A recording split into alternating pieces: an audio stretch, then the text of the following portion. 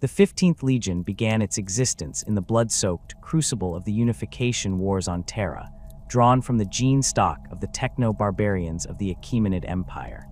Unlike many of their brother legions, whose origins were firmly rooted in the martial traditions of Old Earth, the warriors who would become the Thousand Sons manifested peculiar traits from their earliest incarnation.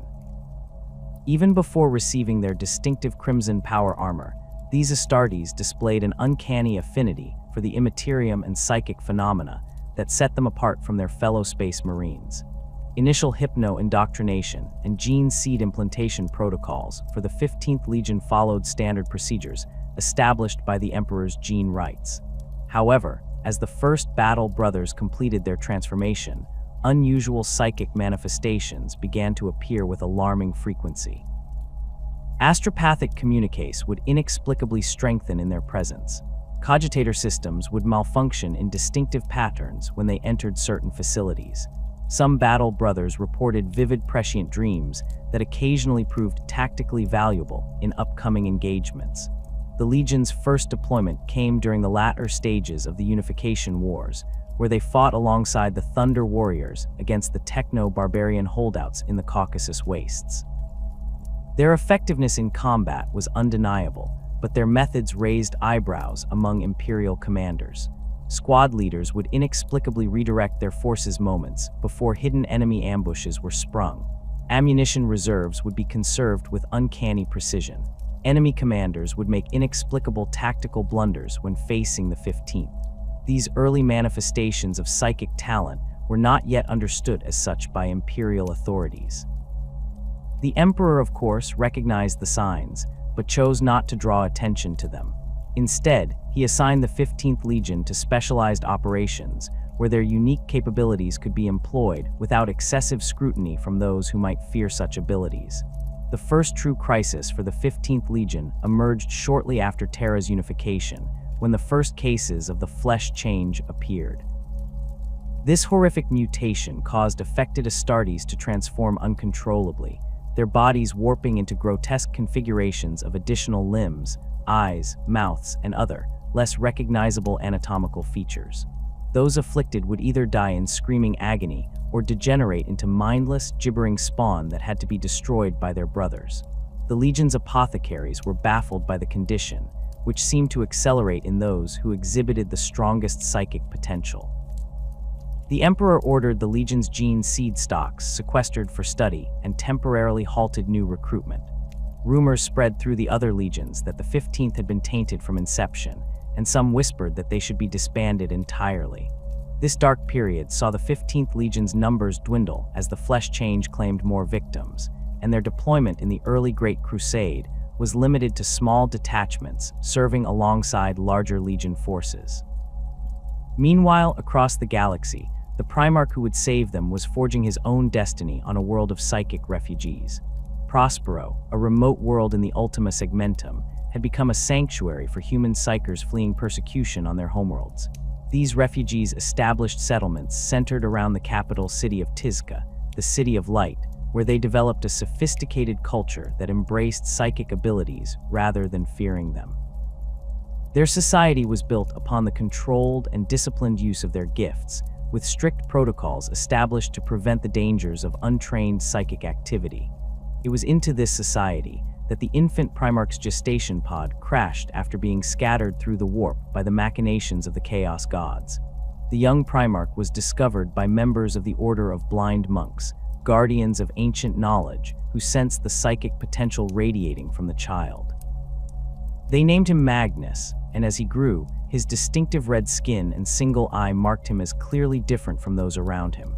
Magnus developed at an accelerated rate, as all Primarchs did, but his psychic abilities outpaced even his physical growth. By adolescence, he had absorbed the complete psychic and philosophical teachings of Prospero and had begun to explore the immaterium through his own innate connection to it. His power was such that he could enter the dreams of others, communicate telepathically across vast distances, and perceive events occurring light years away. The scholarly culture of Prospero shaped Magnus profoundly. Unlike some of his brother Primarchs who were forged primarily by conflict and warfare, Magnus was molded by intellectual pursuit and the quest for knowledge. He became convinced that humanity's psychic awakening represented the next stage in its evolution, and that mastery of the immaterium was crucial to the species' future. This philosophical outlook would later put him at odds with those who feared psychic power, including some of his brother Primarchs. Magnus quickly rose to leadership on Prospero, becoming the chief librarian and de facto ruler of Tzeentch. Under his guidance, the city flourished as a center of psychic learning and arcane research. The Prosperine traditions of disciplined psychic practice were codified into formal training protocols that Magnus personally oversaw. He established the Corvidi, Pavoni, Raptora, Athenians, and other psychic disciplines that would later form the structure of the Thousand Suns cult system. However, Magnus' explorations of the immaterium were not without cost. As he delved deeper into its mysteries, he encountered entities that claimed to be benevolent spirits of knowledge. These beings actually disguised demons of Tzeentch, though Magnus did not yet understand this, offered him insights and power in exchange for his attention.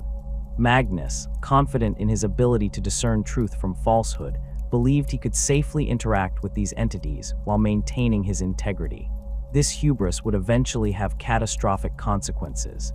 The Emperor discovered Magnus during the early years of the Great Crusade. Unlike the discovery of some Primarchs, which involved military campaigns or complex negotiations, the Emperor's reunion with Magnus was remarkably straightforward.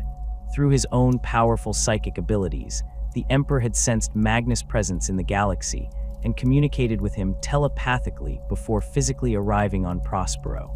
Their first meeting was a meeting of minds as much as bodies. The Emperor recognized in Magnus a psychic potential second only to his own, and Magnus saw in the Emperor the fulfillment of his own aspirations for humanity's psychic evolution. Their conversations spanned topics from the nature of the immaterium to the future of human psychic development, and Magnus readily accepted his place in the Emperor's grand design. The reunion between Magnus and the 15th Legion occurred aboard the Emperor's flagship, the Bucephalus. The remaining battle brothers of the Legion, many of whom had manifested psychic abilities of their own, immediately recognized their Primarch. The psychic resonance between Gene Father and Gene Sons was palpable, with many legionaries falling to their knees in the presence of the being whose genetic template they carried. Magnus was troubled to learn of the flesh change that afflicted his sons. Upon examining affected legionaries, he recognized patterns in the mutation that corresponded to certain configurations of the immaterium he had observed during his studies. With the Emperor's permission, Magnus secluded himself with the Legion's gene seed stocks and the most severely afflicted battle brothers, working feverishly to find a solution. What occurred during this period remains largely unknown to Imperial historians. What is clear is that Magnus emerged from seclusion claiming to have found a cure for the flesh change. The mutation's progression halted in affected legionaries, and new implantations of gene seed proceeded without incident. The 15th Legion was saved from extinction, and recruitment accelerated to rebuild their numbers. What Magnus did not reveal, perhaps not even to the Emperor himself, was the price of this salvation. In his desperation to save his sons, Magnus had entered into a pact with one of the entities he had encountered in the immaterium, an entity that would later be revealed as the chaos god Tzeentch. The exact terms of this arrangement remained obscure, but the entity provided Magnus with the knowledge needed to stabilize the Legion's gene seed in exchange for something. This fateful decision, made with noble intentions, planted the seeds of the Legion's eventual downfall. With their gene seed stabilized and their Primarch at their head, the 15th Legion was formally renamed the Thousand Suns, though the exact origin of this name is disputed in Imperial records. Some claim it referred to the approximately 1,000 battle brothers who survived the worst ravages of the flesh change, while others suggest it was a reference to the 1,000 disciplines of psychic mastery that Magnus intended to develop within the Legion. Under Magnus' leadership, the Thousand Suns underwent a dramatic cultural transformation. The Legion had always attracted intellectually inclined recruits, but Magnus accelerated this tendency, emphasizing scholarly pursuits alongside martial training. The Thousand Suns began collecting and preserving knowledge from each world they brought into compliance, establishing libraries and scriptoriums aboard their vessels. Magnus restructured the Legion according to the psychic disciplines he had developed on Prospero. Battle Brothers were organized into fellowships, each specializing in a particular aspect of psychic mastery. The Corvidae cultivated precognitive abilities, the Pavoni focused on biomancy and physical enhancement, the Raptora developed telekinetic powers, the Athenians specialized in telepathy, and the Piri mastered pyrokinesis. Those without strong psychic gifts became members of the Athenian Fellowship, serving as the Legion's backbone of conventional warriors. This reorganization proved highly effective in combat. During compliance actions, the Thousand Sons operated with a precision and coordination that few other legions could match. Corvidae Seers would identify optimal attack vectors, Raptora Adepts would provide kinetic shields to advancing forces, and Piri cultists would incinerate enemy strongpoints with controlled bursts of warp fire. Their approach to warfare was clinical and methodical, minimizing casualties on both sides whenever possible. Magnus the Red's return to Prospero with his newly reunited legion marked the beginning of a golden age for both the Thousand Sons and the City of Light. Tzeentch, already a haven for psychers before the Primarch's discovery, transformed under his renewed vision into one of the most magnificent cities in the Imperium. Unlike the utilitarian fortress monasteries of other legions, the Thousand Sons created a metropolis that celebrated beauty, knowledge, and psychic potential in equal measure. Tzeentch rose from the arid Prosperine landscape as a gleaming collection of crystal spires, marble pyramids, and grand boulevards.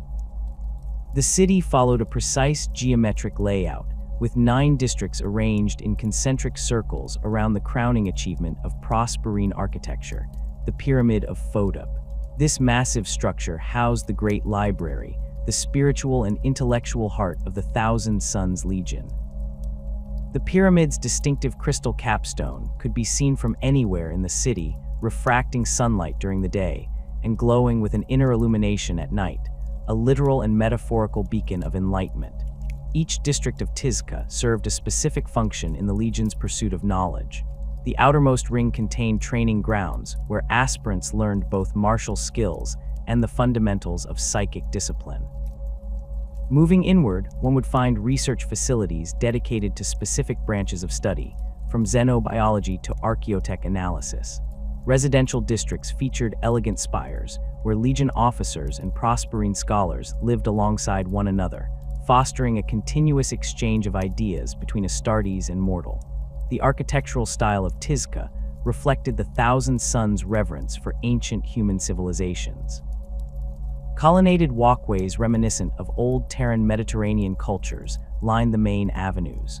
Pyramidal structures echoed the monuments of ancient Gyptus.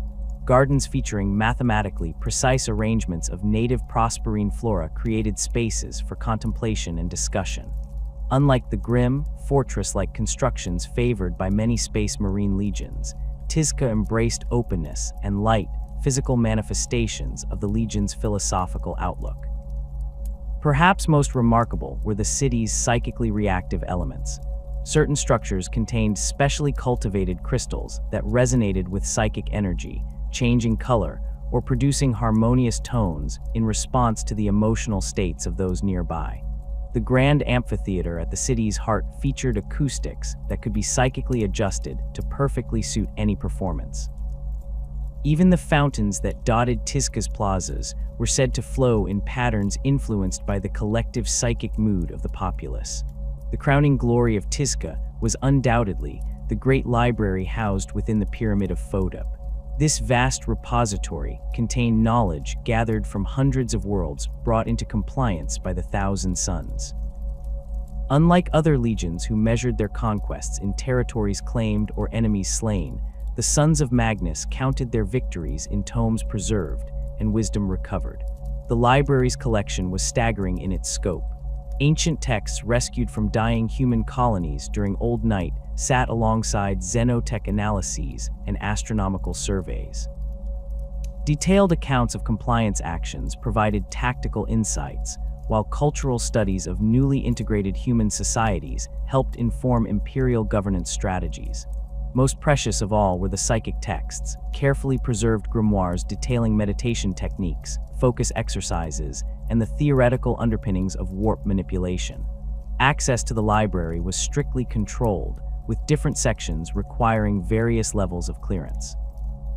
The most dangerous knowledge, particularly concerning the deeper mysteries of the warp, was restricted to senior Legion officers who had demonstrated both the psychic strength and moral discipline to handle such information responsibly.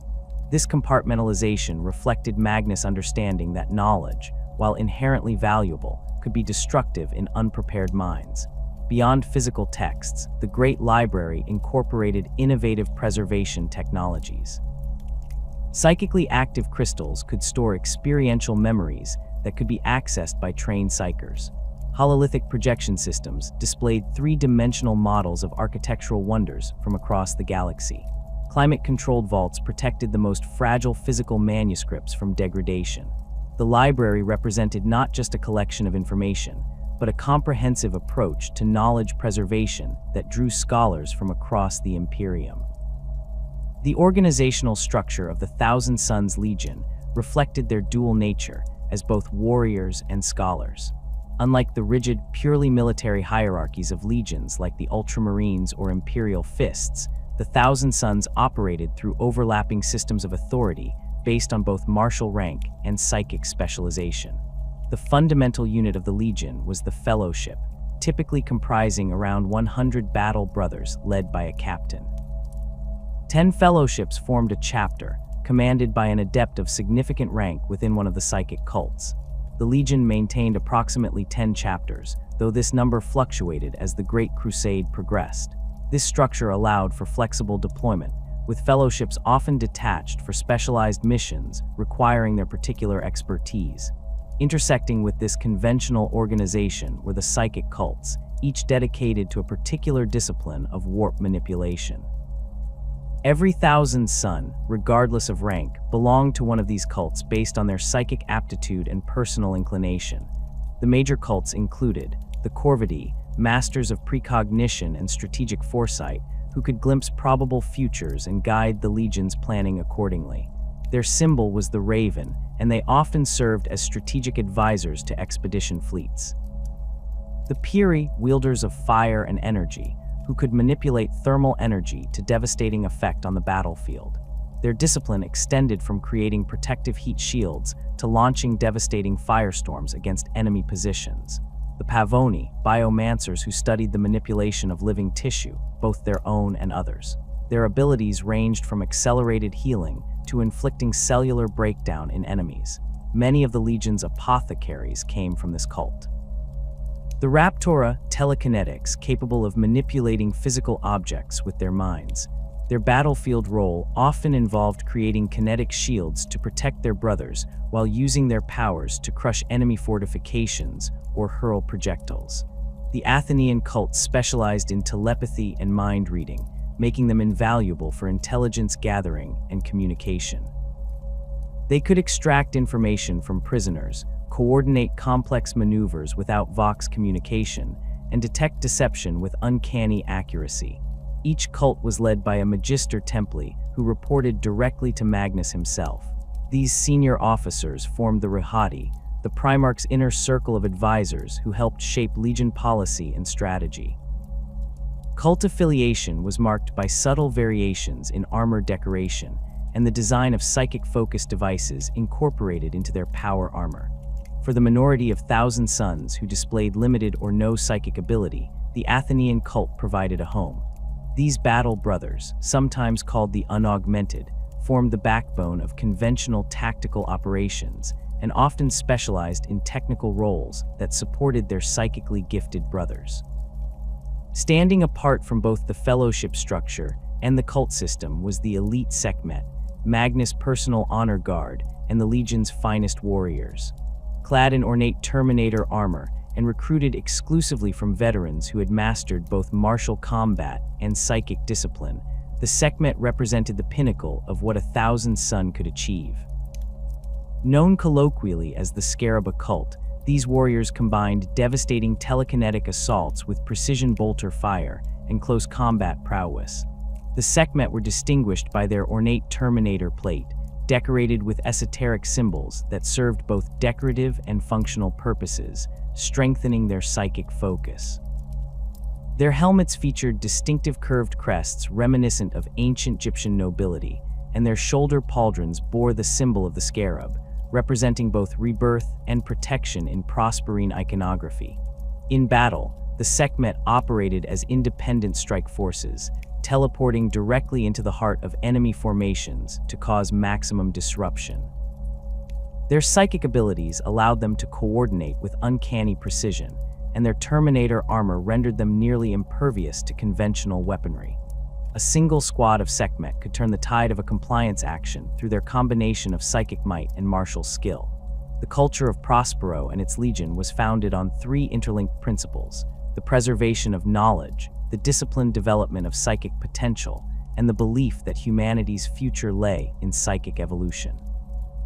These values permeated every aspect of life in Tzeentch and shaped the Legion's approach to warfare, diplomacy, and their place within the Imperium. Knowledge preservation became something of an obsession for the Thousand Sons. During compliance actions, they prioritized securing libraries, data vaults, and centers of learning. While other legions might focus on military objectives or governance infrastructure, the Sons of Magnus would deploy special detachments to ensure that cultural and scientific knowledge was not lost in the transition to imperial rule. This practice occasionally caused friction with other imperial forces who viewed it as a distraction from more pressing military concerns. The Legion developed specialized protocols for knowledge recovery operations. Teams comprising both Astartes and mortal scholars would catalog, preserve, and transport valuable information back to Prospero.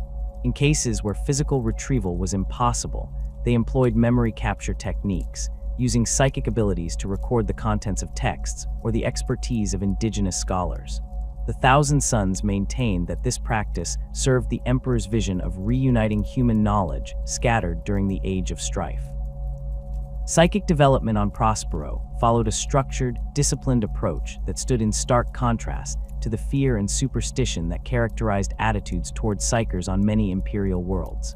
From childhood, those who displayed psychic potential underwent rigorous training focused on control, ethical use of abilities, and resistance to warp predation. This system had evolved over generations of trial and error before Magnus' arrival and was further refined under his guidance.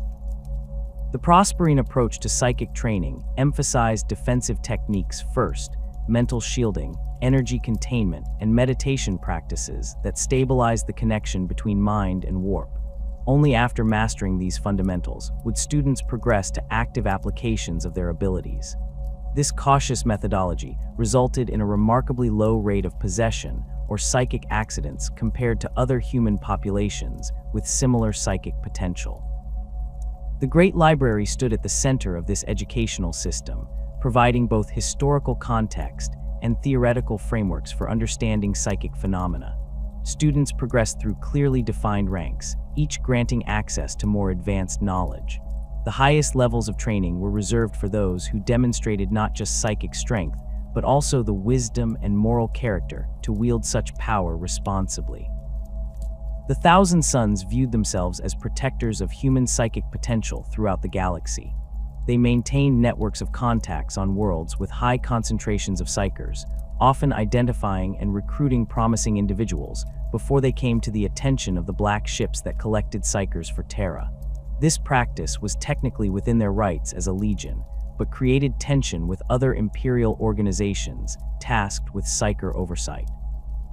When encountering human populations with significant psychic presence during the Great Crusade, the Thousand Sons would often advocate for specialized compliance protocols that preserved local psychic traditions they deemed valuable or safe. In some cases, they established satellite academies modeled on Prosperine training methods to help these populations develop their gifts constructively within the imperial framework. This protective stance extended to intervention when they discovered psychers being persecuted on imperial worlds. The Thousand Sons viewed such treatment as both a humanitarian failing and a waste of valuable human potential. Their intercessions, while well-intentioned, sometimes put them at odds with local planetary governments and even other imperial organizations who viewed all unsanctioned psykers with suspicion.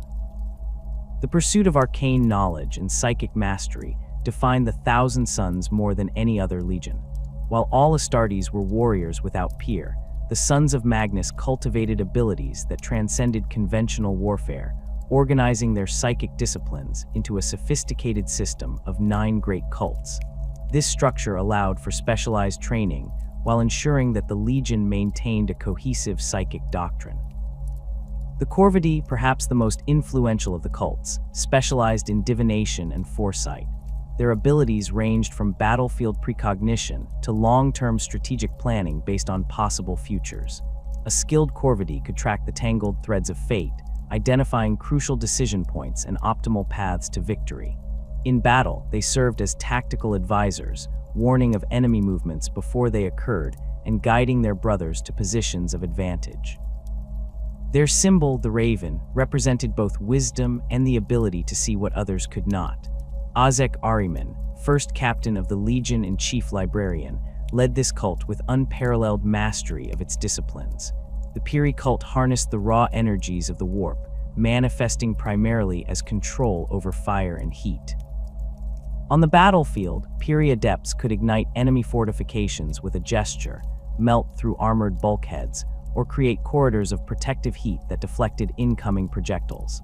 Their abilities extended beyond simple destruction. Skilled practitioners could regulate thermal conditions to preserve delicate artifacts or sustain legion operations in extreme environments. The Piri symbol of the phoenix represented both their destructive capacity and the transformative nature of fire. The Pavoni specialized in biomancy, the manipulation of living tissue. Their abilities included accelerated healing, enhancement of physical attributes, and in combat, the capacity to induce catastrophic biological failure in enemies. Pavoni cultists could increase their strength and speed beyond even Astartes' norms, seal wounds in the midst of battle, or cause enemy combatants to suffer seizures or cellular breakdown.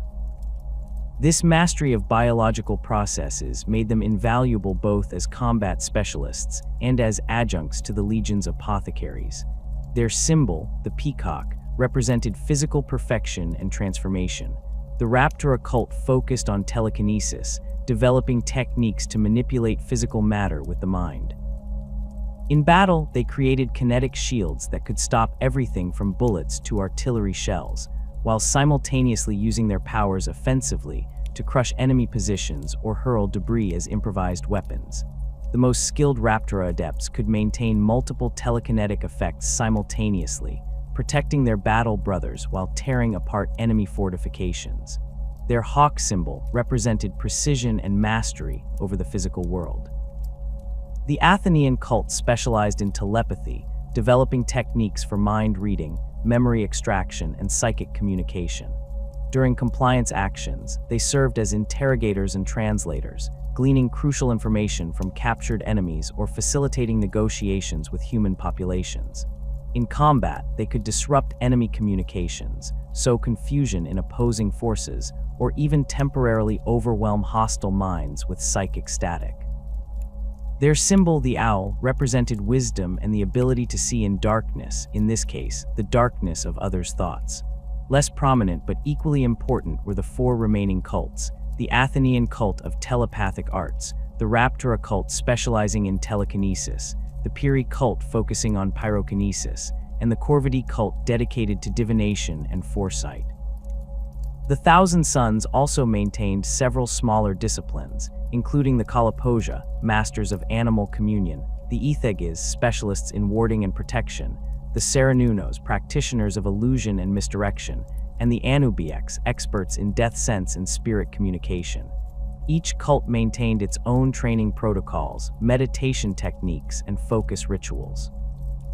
Initiates would be assigned to a cult based on their natural proclivities, though cross-training was encouraged once mastery of a primary discipline was achieved.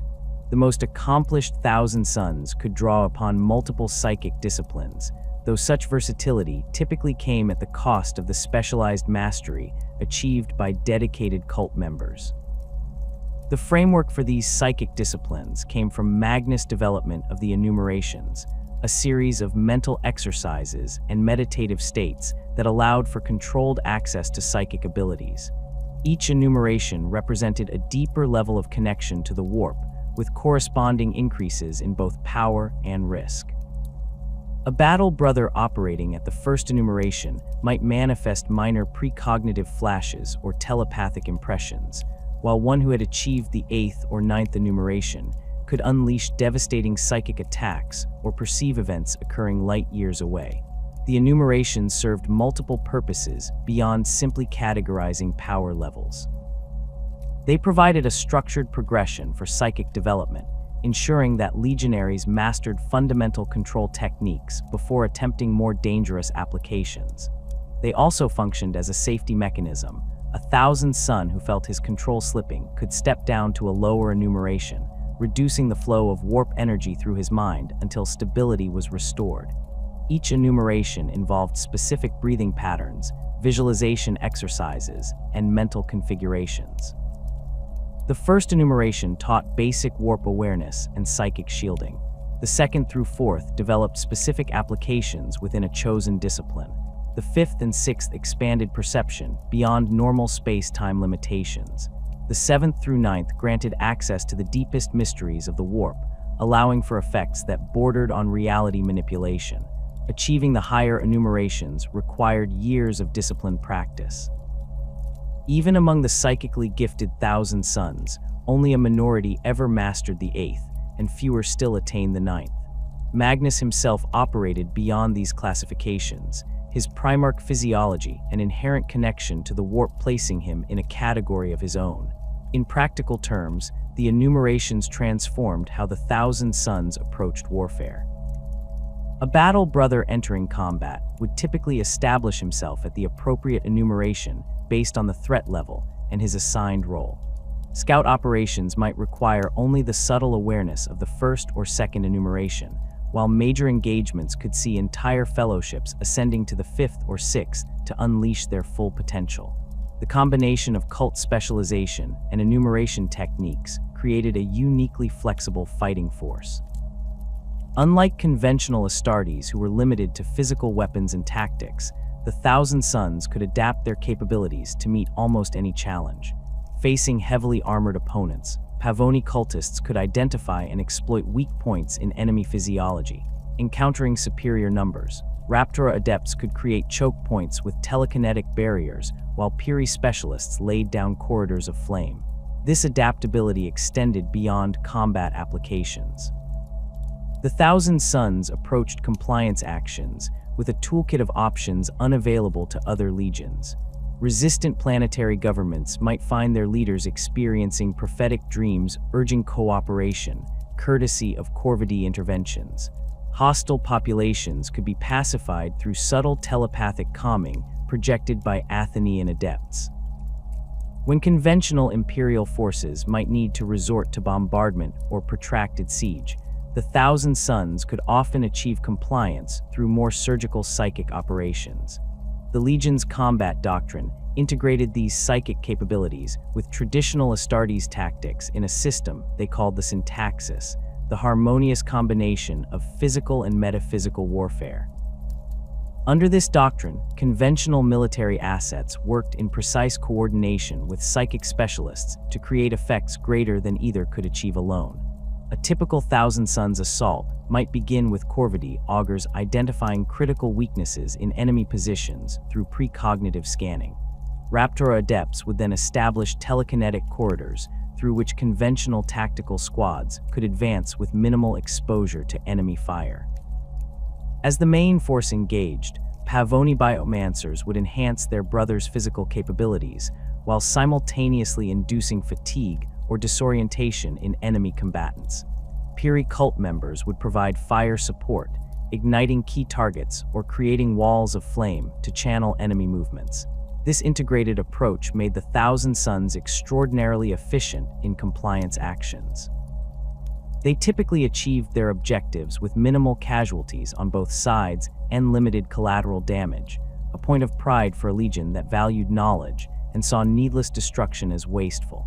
Their precision stood in stark contrast to the overwhelming force employed by legions like the World Eaters or Death Guard.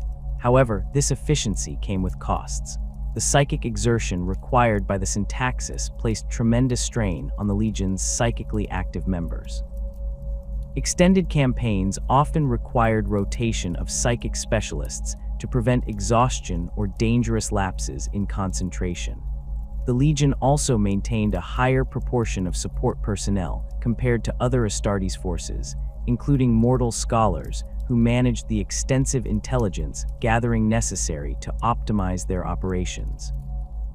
The Thousand Suns exploration of the Great Ocean, their preferred term for the immaterium or warp, went far beyond the utilitarian applications of combat psychery. Magnus encouraged his sons to understand the fundamental nature of this parallel realm, believing that true mastery required comprehensive knowledge rather than simple technique. This philosophical approach led to the development of various metaphysical frameworks for conceptualizing the warp. The Thousand Suns understood it not as a chaotic hell dimension, as it was often characterized by more superstitious imperial factions, but as a complex realm of pure energy and consciousness that mirrored and interacted with physical space. They recognized patterns within its apparent randomness and studied the relationship between emotional states in real space and corresponding manifestations in the immaterium. Through careful observation and controlled experimentation, the Legion mapped currents and eddies within the Great Ocean, identifying stable pathways that could be navigated safely. They cataloged various types of warp entities, developing classification systems based on behavior patterns and apparent motivations. This research extended to the nature of demons, though the Thousand Suns carefully avoided using this culturally loaded term, preferring tutelaries or imperial entities in their academic discussions. The Legion maintained specialized research fellowships dedicated to particular aspects of warp study. The Miscellanics investigated the physical laws governing the immaterium. The Xenomantes studied non-human psychic traditions for useful techniques. The Apotropaics focused on protective measures against hostile warp entities. Each fellowship maintained extensive records of their findings, creating a body of knowledge unprecedented in its scope and detail. This pursuit of forbidden knowledge placed the Thousand Suns in an increasingly precarious position as the Great Crusade progressed. While the Emperor had initially encouraged psychic development within the Legion's Astartes through the Librarius program, growing concerns about the dangers of the warp led to increasing restrictions.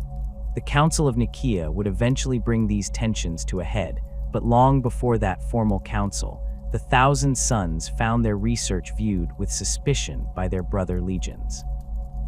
Particularly vocal in their opposition were the Space Wolves, Death Guard, and Imperial Fists, whose Primarchs harbored deep misgivings about warp manipulation. Leman Russ of the Space Wolves derisively referred to the Thousand Suns' practices as sorcery, a characterization that Magnus vehemently rejected. In his view, there was a crucial distinction between the disciplined, scientific approach his legion practiced and the uncontrolled, ritualistic manipulations that properly constituted sorcery. This distinction became increasingly important as the Thousand Suns encountered evidence of actual sorceress cults during compliance actions. These groups typically employed blood sacrifice, possession, and other dangerous techniques to achieve their ends. The Thousand Suns took particular care to eliminate such cults, seeing them as both a threat to imperial stability and a dangerous misapplication of warp knowledge that reflected poorly on legitimate psychic practice. Despite these efforts to maintain a clear separation between their scholarly pursuits and prohibited sorcery, the lines sometimes blurred in practice. The Thousand Suns' research occasionally led them to experiment with techniques that pushed the boundaries of what the broader Imperium considered acceptable. Ritual focusing methods, symbolic visualization systems, and the use of physical components to stabilize psychic effects all resembled the trappings of ceremonial magic, even when employed with scientific understanding. The use of tutelaries exemplified this ambiguity. These warp entities, bound through complex psychic techniques, served as assistants and amplifiers for the Legion psychers. A Thousand Sun might summon his personal tutelary to enhance specific abilities or provide information about warp conditions. The Legion maintained that these were benign entities carefully controlled through their advanced understanding of the immaterium, but to outside observers, the practice appeared dangerously similar to demon binding. Magnus defended these practices by emphasizing the rigorous safeguards his Legion employed. Every interaction with the warp was preceded by extensive preparation, including specialized meditation techniques, the establishment of psychic wards, and peer monitoring to detect signs of corruption. The Primarch himself reviewed the most advanced research and prohibited lines of inquiry he deemed too dangerous. In his view, knowledge itself was never the problem, only its misapplication by the unprepared or unworthy. This nuanced position proved difficult to maintain in the increasingly polarized climate of the later Great Crusade. As concerns about warp contamination grew throughout the Imperium, the Thousand Suns found themselves increasingly isolated. Their insistence on the value of controlled warp study ran counter to the growing imperial orthodoxy that viewed the immaterium primarily as a source of corruption to be avoided rather than understood. The growing tensions between the Thousand Suns and their brother legions did not emerge suddenly, but rather built gradually throughout the Great Crusade. As Magnus and his legion delved deeper into their psychic practices, the distrust from certain quarters of the Imperium intensified proportionally. At the forefront of this opposition stood Mortarion of the Death Guard and Leman Russ of the Space Wolves, two Primarchs whose backgrounds had instilled in them a deep suspicion of anything resembling sorcery. Mortarion's hostility stemmed from his formative experiences on Barbarus, a toxic world ruled by warp-wielding overlords who had used their powers to subjugate the human population. Having fought against these witch lords and witnessed firsthand the corrupting influence of unchecked psychic power, Mortarion viewed all warp manipulation with deep suspicion. The methodical, disciplined approach of the Thousand Suns did little to assuage his concerns. To Mortarion, the trappings of scholarship merely disguised the same fundamental dangers. When the Death Guard and Thousand Suns found themselves assigned to joint compliance actions, the friction between their approaches became immediately apparent. During the compliance of Aghoru, Mortarion openly questioned Magnus' methods when the Crimson King attempted to peacefully commune with the psychically active Xenos entities found within the massive subterranean chambers of that world. What Magnus saw as an opportunity for understanding, Mortarion perceived as reckless endangerment of Imperial forces. Leman Russ approached the issue from a different perspective, but arrived at similar conclusions. The culture of Fenris had long maintained traditions regarding witches and warlocks, viewing unsanctioned psychic activity as dangerous and dishonorable. While the Space Wolves themselves employed rune priests who wielded powers remarkably similar to those of the Thousand Suns librarians, Russ maintained that these abilities derived from the spirit of Fenris itself, rather than the corrupting influence of the warp. This distinction, which Magnus viewed as semantic hypocrisy, became a point of bitter contention between the two Primarchs. During the Arc-Reach Cluster campaign, tensions escalated when rune priests openly condemned the Thousand Suns' practices as they jointly prosecuted compliance actions against well-defended hive cities. Magnus attempted to demonstrate the precision and control of his legion's methods, using targeted psychic attacks to disable enemy command structures while minimizing civilian casualties. Russ remained unimpressed, preferring the direct approach of his wolves even when it resulted in greater collateral damage. The friction extended beyond these two prominent critics. Rogel Dorn of the Imperial Fists harbored deep reservations about psychic warfare, viewing it as unreliable compared to conventional military tactics. Corvus Corax of the Raven Guard questioned the ethical implications of mental manipulation, even when employed against enemies of the Imperium. Lion Eljonson of the Dark Angels maintained a more pragmatic stance, acknowledging the utility of psychic abilities while expressing concern about their potential for corruption. Not all Primarchs shared these misgivings. Jagatai Khan of the White Scars employed his own corps of Stormseers, psychers whose traditions paralleled certain aspects of Thousand Suns' practice. Magnus found in the Khan a more sympathetic ear, though even Jagatai maintained certain reservations about the depth of the Crimson King's explorations.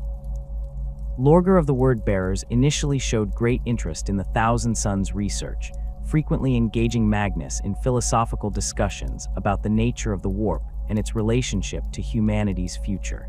The Thousand Sons did themselves few favors in how they responded to this growing suspicion.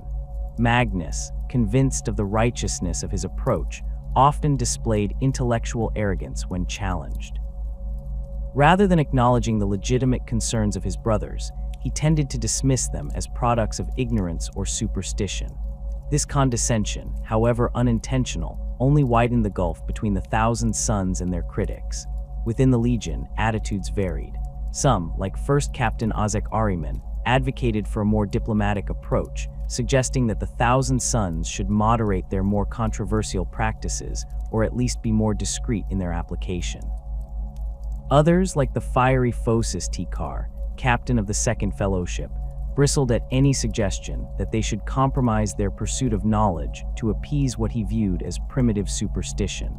The situation deteriorated further following several high-profile incidents that seemed to validate the concerns of the anti-Psyker faction. During the compliance of Oraxi, a Thousand Sons librarian lost control during a psychic assault, resulting in a catastrophic warp breach that claimed the lives of an entire company of Imperial Army troops. Though the Legion implemented stricter protocols in response, the damage to their reputation was already done.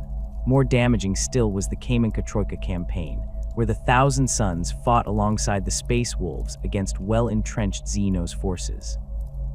When Magnus employed a powerful psychic technique to collapse a critical enemy strongpoint, the resulting warp disturbance triggered a series of unexpected phenomena, including mass hallucinations among nearby Imperial forces and the temporary possession of several mortal auxiliaries. Though the Thousand Sons quickly contained the situation, Leman Russ used the incident as evidence that even the most controlled psychic techniques carried unacceptable risks. As reports of such incidents reached Terra, concerns began to emerge at the highest levels of Imperial authority. The Emperor, who had initially encouraged the development of the Librarius program across multiple legions, now seemed to reconsider his position. Malkador the Sigillite, the Emperor's most trusted advisor, began collecting testimony regarding the use of psychic powers in military operations, with particular attention to cases where such usage had led to unexpected complications. Several Primarchs, led by Mortarion, formally petitioned for restrictions on Legion's psychic practices. They argued that while the Emperor himself wielded immense psychic power, his unique nature and understanding made such usage fundamentally different from that of lesser beings, even Astartes. The comparison between the Emperor's psychic mastery and that of Legion librarians, they maintained, was akin to comparing a master artificer's plasma reactor to a crude atomic device cobbled together by feral worlders. Both harnessed similar energies, but with vastly different levels of safety and control. Magnus, alerted to these developments through both official channels and his own psychic foresight, began preparing a comprehensive defense of his Legion's practices. He compiled extensive documentation of successful compliance actions where psychic techniques had reduced casualties and preserved valuable knowledge. He gathered testimony from Imperial commanders who had witnessed the effectiveness of librarian interventions in critical battles. Most importantly, he developed a detailed theoretical framework explaining the differences between the disciplined, scientific approach of the Thousand Sons and the dangerous, uncontrolled sorcery practiced by various cults they had encountered and eliminated. The Emperor, recognizing the growing schism within his forces, decreed that the matter would be settled through formal debate. He ordered the convening of a conclave on the remote world of Nikaea, a planet chosen for its neutrality and isolation. All Primarchs were commanded to attend, along with representatives from each legion, the Mechanicum, and various other Imperial organizations with stakes in the outcome. This gathering would come to be known as the Council of Nikaea, a pivotal moment in Imperial history whose repercussions would echo far beyond the question of psychic practice. The physical setting of the council reflected its solemn purpose. The Emperor commanded the construction of a massive amphitheater, carved into the side of a mountain, on Nikaea's northern continent. The structure combined elements of ancient Terran design with the architectural grandiosity of the Great Crusade era. Tiered seating surrounded a central speaking floor, with special chambers prepared for the Emperor and his Primarchs. Acoustics were carefully engineered so that even a whisper from the central podium could be heard throughout the vast space. As the Imperial representatives arrived, the divisions were immediately apparent.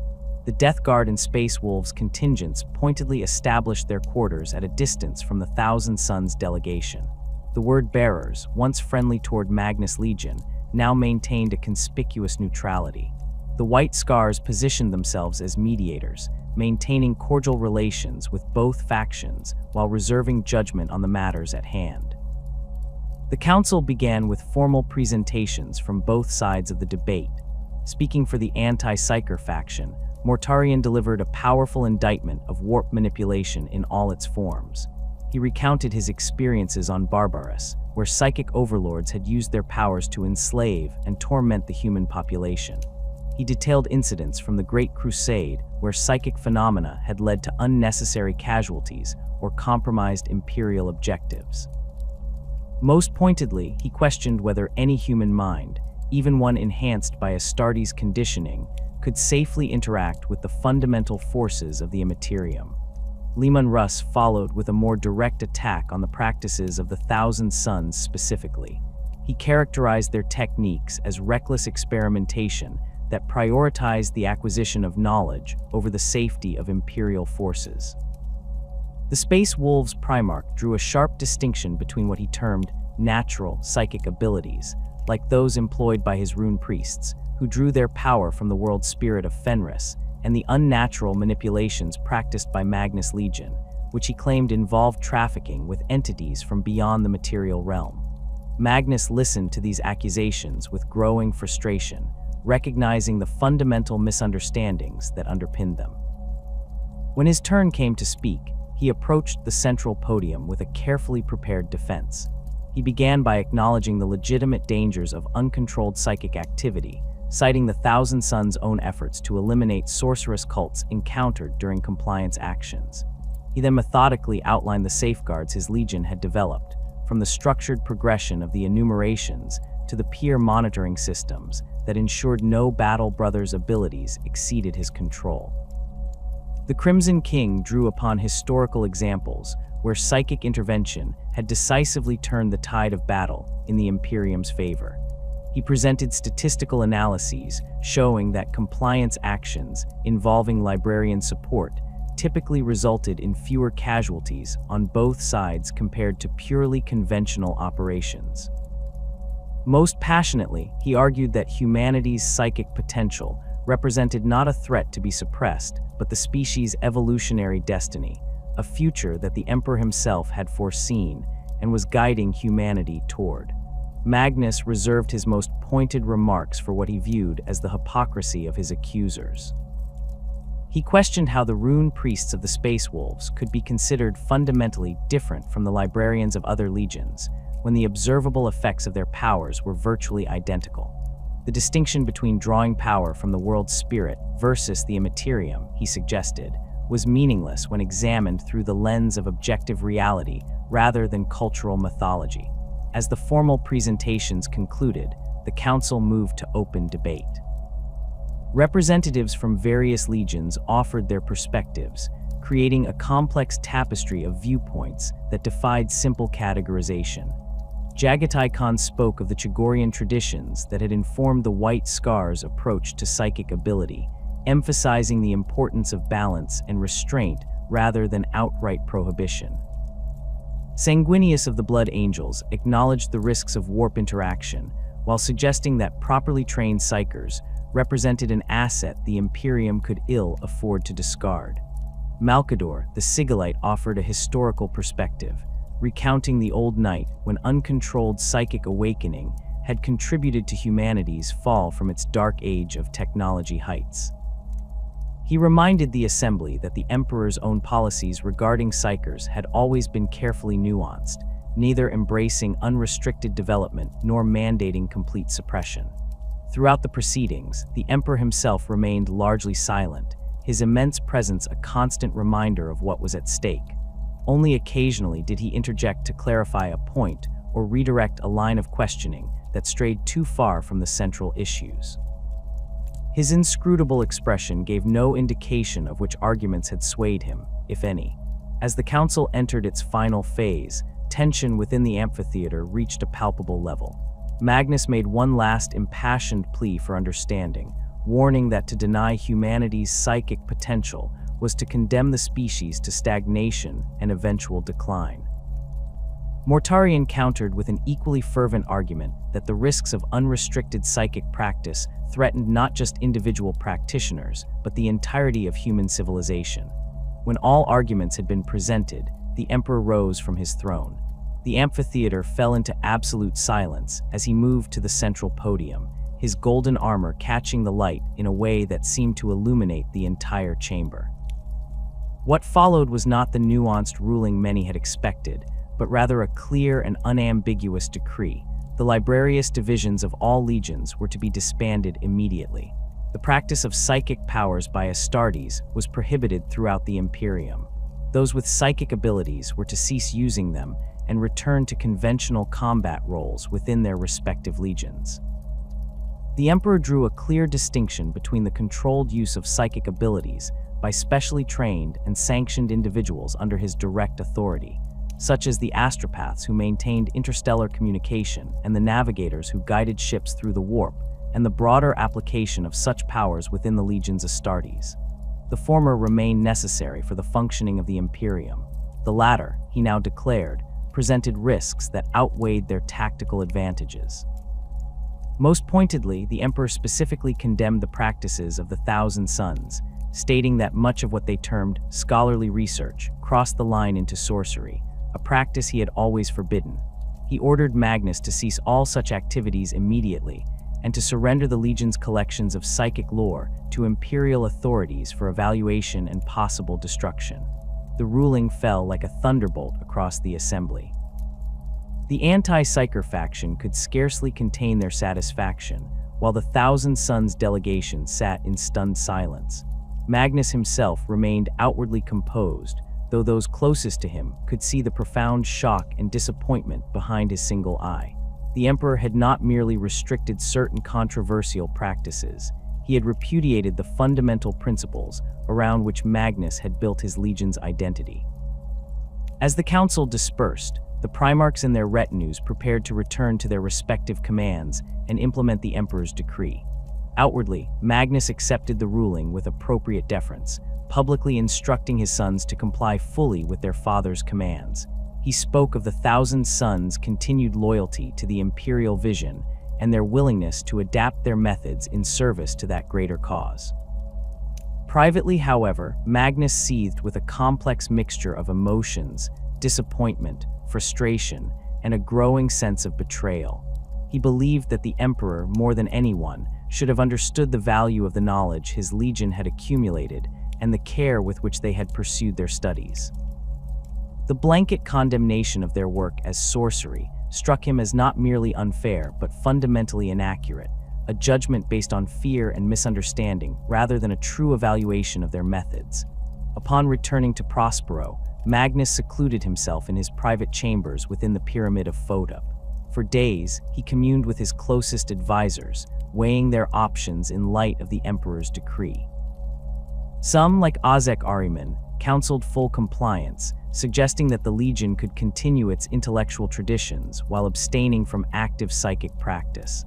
Others argued that certain research could continue discreetly, particularly work focused on theoretical understanding rather than practical application. In the end, Magnus made a fateful decision that would alter the course of Imperial history.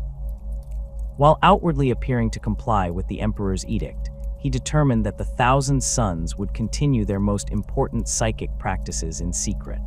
The pursuit of knowledge that he believed essential to humanity's future could not be abandoned because of what he viewed as temporary political considerations.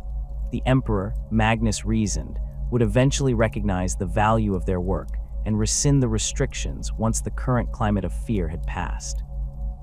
This decision, made with what Magnus believed were the noblest of intentions, set the Thousand Suns on a collision course with Imperial authority.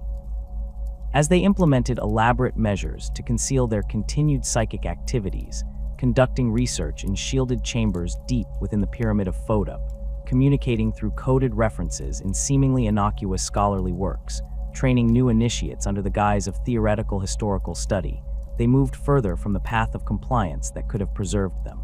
Magnus justified these actions to himself and his inner circle as necessary sacrifices in service to a higher truth. The knowledge they preserved and expanded would, he believed, ultimately prove crucial to the Emperor's grand design for humanity's evolution. In his pride and certainty, he failed to consider that his defiance might be perceived not as principled resistance, but as dangerous betrayal, a perception that would have catastrophic consequences when the storms of the Horus heresy began to gather on the horizon. The psychic shock of the Council of Nikaea's verdict reverberated through the Thousand Suns Legion with devastating impact. Though they maintained disciplined exteriors, the Sons of Magnus felt the Emperor's decree as a fundamental rejection of their identity, while other legions could simply shutter their librarious divisions and continue their primary combat doctrines unaffected. For the Thousand Suns, psychic mastery wasn't merely a tactical advantage, it formed the core of their existence. Back on Prospero, Magnus retreated into increasingly esoteric studies. His outward compliance with the Emperor's edict masked a deepening conviction that he alone truly understood the threats gathering in the great ocean. The Crimson King spent long periods in seclusion within his personal observatory atop the Pyramid of forbade. There, surrounded by ancient tomes and crystalline focusing devices, he cast his consciousness farther into the warp than ever before, searching for understanding that might vindicate his legion's path. It was during one such deep meditation that Magnus first perceived the unthinkable, psychic emanations suggesting treachery within the Imperial inner circle. His initial discoveries were fragmented and unclear, emotional impressions of rage and ambition, flickering visions of familiar faces distorted by shadows, and cryptic symbolic patterns that hinted at conspiracy. Disturbed but determined, Magnus intensified his efforts, pushing his formidable psychic abilities to their limits to pierce the veil of secrecy. What he discovered shattered his world. Through the swirling currents of the warp, Magnus witnessed Horus Lupercal, Warmaster of the Imperium and most favored son of the Emperor, in communion with entities that could only be described as demonic. The Warmaster, grievously wounded on the moon of Davin, had allowed himself to be healed through rituals that opened his mind and soul to corruption. Now, Horus plotted the unimaginable, open rebellion against the Emperor. The visions showed Magnus fleets repositioning under false orders, supply chains being quietly redirected, and communications being intercepted and altered. Most horrifying were the glimpses of other Primarchs being drawn into Horus's web of treachery, some through deception, others through the exploitation of long-harbored resentments. The scale of the conspiracy staggered Magnus. This wasn't merely a military coup, but an existential threat to everything the Great Crusade had built. The immediacy of this threat overshadowed all other concerns in Magnus's mind. The Emperor needed to be warned, regardless of the consequences to Magnus himself or the restrictions placed on his legion's psychic activities. With the fate of the Imperium hanging in the balance, the Nikaea Edict seemed trivial by comparison. What was the punishment for violating a ban on psychic communication compared to allowing the Emperor to be blindsided by the greatest betrayal in human history? Magnus gathered his closest advisors to discuss what he had discovered, but notably did not reveal his intended response. Ahriman and several other senior captains urged caution, suggesting that such critical intelligence should be delivered by the Legion's fastest vessels, carrying written testimony that would not violate the spirit of Nikaea. Others proposed reaching out to loyal Primarchs who might serve as intermediaries. These measured approaches would take time, however, and Magnus had grown convinced that every moment counted. Dismissing his advisors, Magnus returned to his sanctum and began preparations for what would become the most catastrophic psychic working of his life. He gathered focusing crystals from across Prospero, arranged them in precise geometric patterns to amplify his already formidable powers, and consumed rare elixirs designed to heighten psychic sensitivity. As night fell over Tzeentch, he began the ritual that would send his consciousness across the immense gulf separating Prospero from Terra. This was no simple astropathic communication. Magnus intended to project his entire psychic presence across the galaxy, creating a direct link to the Imperial Palace that would allow him to share everything he had witnessed with perfect clarity. Such a working would normally be impossible, even for a being of Magnus's capabilities. The distances involved and the turbulent nature of the warp created barriers that no single psyker could overcome. What Magnus failed to consider was why such communications were impossible and what forces had carefully maintained those barriers.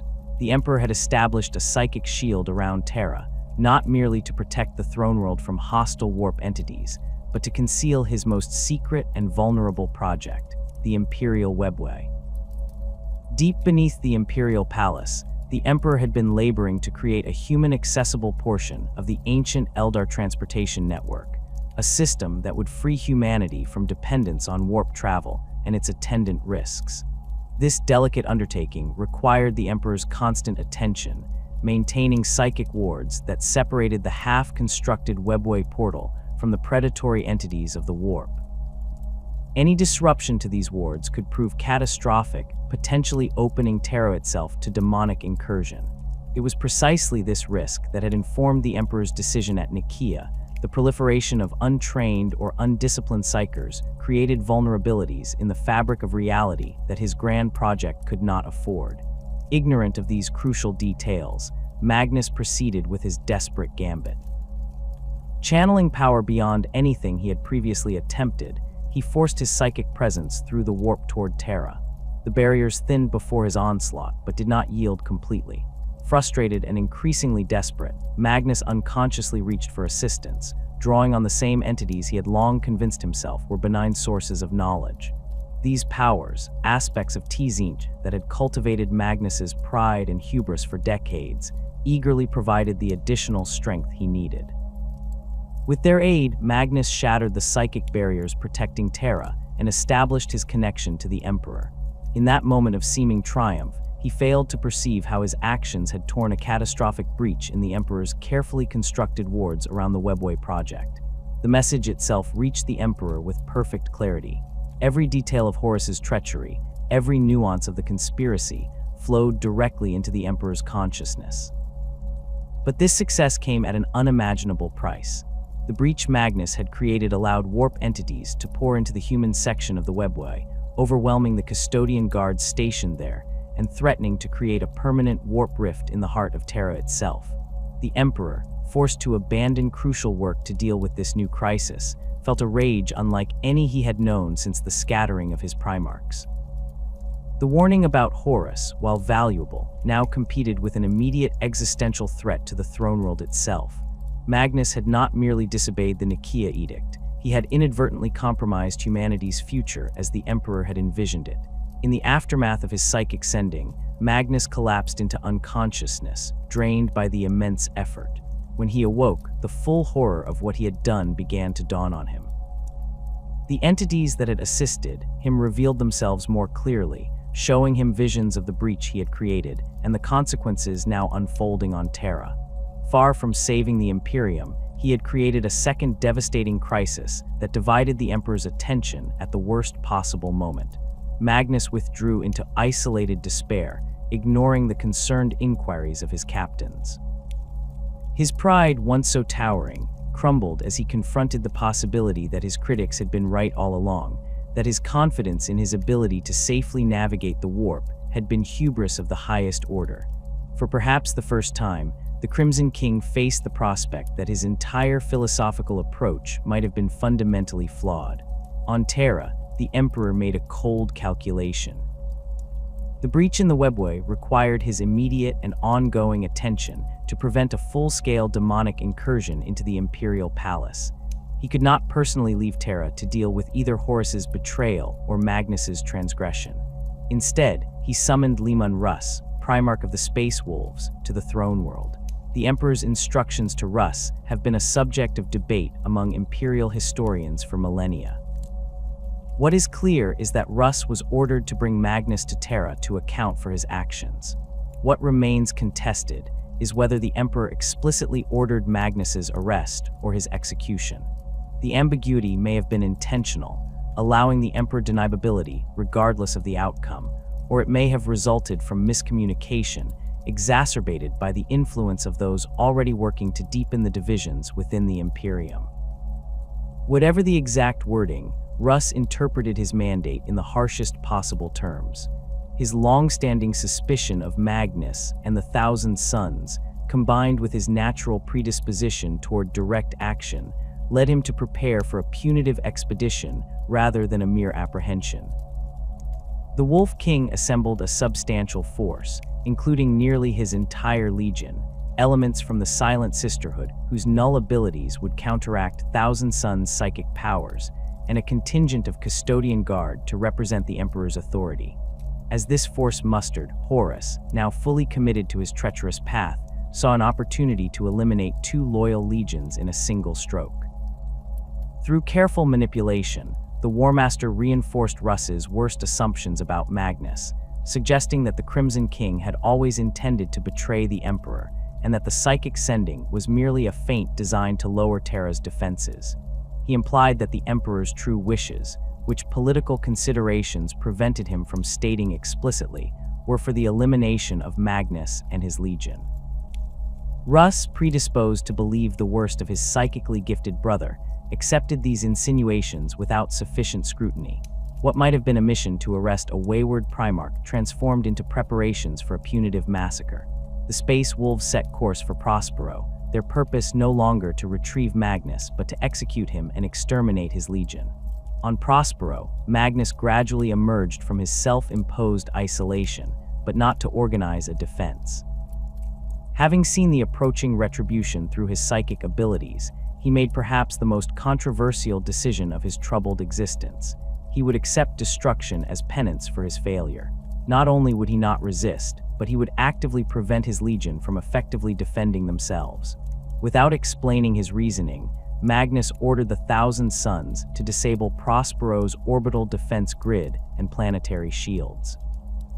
He sent the majority of the fleet on training exercises far from the system, leaving the planet virtually defenseless. When questioned about these inexplicable commands, he offered only cryptic statements about accepting the consequences of our choices that left his sons confused and concerned. Only Ahriman and a few other senior captains recognized the suicidal nature of these preparations. They pleaded with their Primarch to reconsider, arguing that whatever his personal feelings of guilt, he had no right to condemn the entire legion to destruction without giving them the chance to defend themselves. Magnus remained unmoved, commanding absolute compliance and retreating once more into seclusion. As the Space Wolves' fleet translated from the warp at the edge of the Prospero system, they expected to encounter resistance. Finding none, Leman Russ grew suspicious rather than relieved. To him, the absence of defensive preparations suggested not compliance, but a trap, further evidence of Magnus's treachery. He ordered an immediate and overwhelming assault rather than any attempt at communication or negotiation. The attack began with a massive orbital bombardment that caught the citizens of Tzeentch completely by surprise. Prospero had known 10,000 years of peace before becoming the Thousand Sons' home world, and its civilian population had no concept of the violence about to engulf them. Macro cannon shells and torpedo barrages rained down on the unshielded city, transforming the crystal spires and marble colonnades into murderous shrapnel.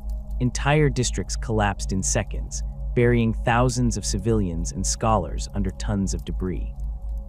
The Thousand Sons, stunned by this unexpected onslaught and hampered by their Primarch's inexplicable orders, struggled to mount even a basic defense. Squad leaders tried to organize evacuation efforts for civilians while simultaneously attempting to establish defensive positions with whatever weapons were readily available. The lack of preparation created chaos that compounded the devastation of the bombardment. As Prospero burned, Magnus watched from his pyramid, psychically experiencing the death of each citizen and battle brother, but still refusing to intervene. Only when Ahriman and several other captains declared that they would organize a defense with or without his blessing did Magnus finally relent, releasing his sons from his orders, but still refusing to personally join the battle. With the orbital bombardment lifting, the Space Wolves and their allies made planetfall in massive drop pod assaults and gunship insertions. The Thousand Suns, finally free to defend themselves, rallied with remarkable speed despite the chaos. Centuries of disciplined training allowed them to form effective combat units even as their city collapsed around them. Fellowship captains established command centers in still-standing structures, prioritizing the evacuation of civilians toward the spaceports while preparing to slow the Space Wolves' advance. The battle for Tzeentch quickly devolved into dozens of desperate last stands as the Thousand Suns found themselves hopelessly outnumbered. The Silent Sisters proved particularly devastating to the defenders, their null auras creating zones where the Thousand Suns' psychic abilities simply ceased to function. Many battle brothers, accustomed to relying on their powers, found themselves suddenly vulnerable, their combat effectiveness drastically reduced. Despite these disadvantages, the Thousand Suns fought with determination and tactical acumen. The Piri cult turned debris fields into death traps of superheated metal. Raptora adepts used telekinetic shields to protect evacuation routes. Athenian telepaths coordinated defense efforts across isolated pockets of resistance. For every Thousand Suns battle brother that fell, they claimed multiple attackers, fighting with the desperate knowledge that this was not merely a battle, but an extinction event for their legion. The most poignant confrontations occurred around the city's libraries and research facilities. Thousand Suns squads made suicidal stands to allow fellow battle brothers to evacuate irreplaceable texts and artifacts. In the Museum of Cultural Relics, the Third Fellowship held off an entire company of Space Wolves, while scholars loaded ancient manuscripts onto the last remaining transports. At the Nephrate Library, Captain Phosis Tikar and his warriors fought to the last man, protecting knowledge collected from 100 worlds. As the battle raged through Tzeentch's burning streets, Magnus finally emerged from his pyramid. His enormous form, wreathed in psychic energy that distorted the air around him, moved purposefully toward the heart of the fighting. Space Wolves who witnessed his approach reported that he seemed to shift between physical presence and psychic manifestation, sometimes appearing as a giant of crimson flesh and sometimes as a storm of pure energy. Leman Russ, sensing his brother's emergence, disengaged from his current combat and moved to intercept. The two Primarchs met in what had once been Oculum Square, a grand plaza now reduced to a crater-pocked battlefield littered with the bodies of both legions. Their confrontation began not with weapons, but with words, a final attempt at communication before the inevitable violence. What passed between them remains contested in Imperial records. Some accounts suggest that Magnus attempted to explain his actions and the warning he had tried to deliver about Horus. Others indicate that Russ offered his brother a chance to surrender and face the Emperor's judgment rather than death. What is clear is that whatever was said failed to resolve the situation, and the two Primarchs, who had never truly understood one another, resigned themselves to battle. The duel that followed ranks among the most devastating confrontations between Primarchs ever recorded. Magnus, despite his earlier reluctance to fight, unleashed psychic powers that warped reality around the combatants. Russ countered with the primal fury that made him the Emperor's executioner, his enhanced physiology somehow resistant to the worst of Magnus's psychic assaults. The ground beneath them liquefied and reformed with each exchange. The air filled with lightning as Magnus hurled bolts of pure warp energy, while Russ's legendary frost blade carved glittering arcs through the distorted atmosphere. For a time, the battle seemed evenly matched. Then, whether through choice or fatigue, Magnus's psychic defenses faltered. Russ seized the advantage, driving his brother back with a series of devastating blows. The final strike came as Magnus stumbled among the ruins of what had once been a reflection pool. Russ's blade, the sword of Bale Knight, pierced Magnus's chest before being drawn upward with terrible strength, laying open his body from sternum to neck. As Magnus fell to his knees, Russ raised his blade for the killing blow. It was in this moment, with destruction seemingly inevitable, that Magnus made his final choice. Rather than accept death, he called out to the entity that had long courted him, the chaos god Tzeentch, master of fate and changer of ways. The psychic cry echoed through the warp, and in an instant, Magnus and his surviving sons vanished from Prospero in a blinding flash of unnatural light. The sudden disappearance of their quarry left the Space Wolves momentarily disoriented. Russ, denied the finality of his brother's death, ordered the complete destruction of what remained of Tzeentch.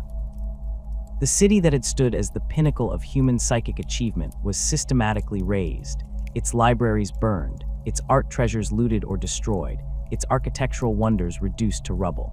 By the time the Space Wolves departed, Prospero had been transformed from a center of learning and beauty to a smoking graveyard. The Thousand Sons, or those who survived the catastrophe, found themselves transported to a realm of madness and impossibility, the planet of sorcerers within the Eye of Terror. There, Magnus revealed the terrible truth. To save his remaining sons, he had pledged himself to Tzeentch, accepting patronage from the very type of warp entity he had once insisted could be safely studied and understood.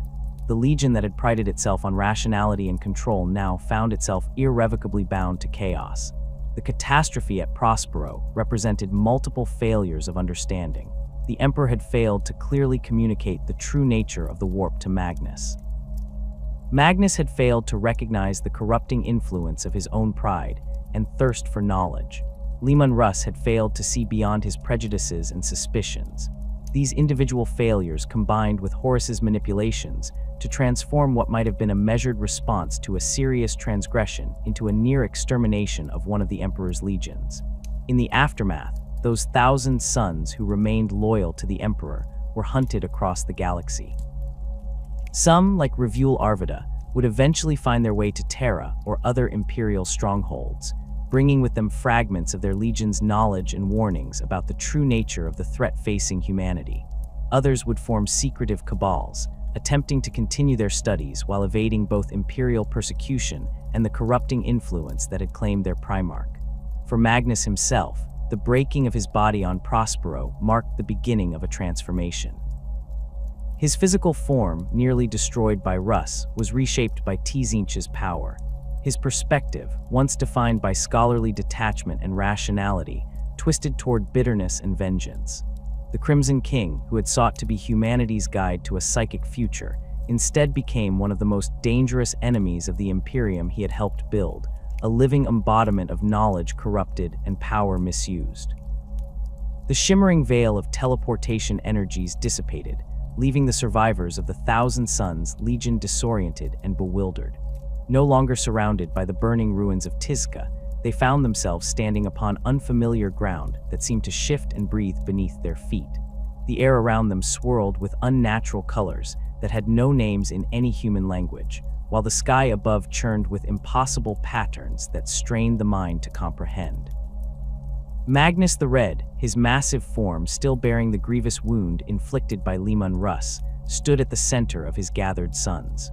The Crimson King's flesh was already beginning to knit together in ways that defied normal Astartes healing, the torn muscle and shattered bone reforming under the influence of energies that no longer bothered to disguise their true nature.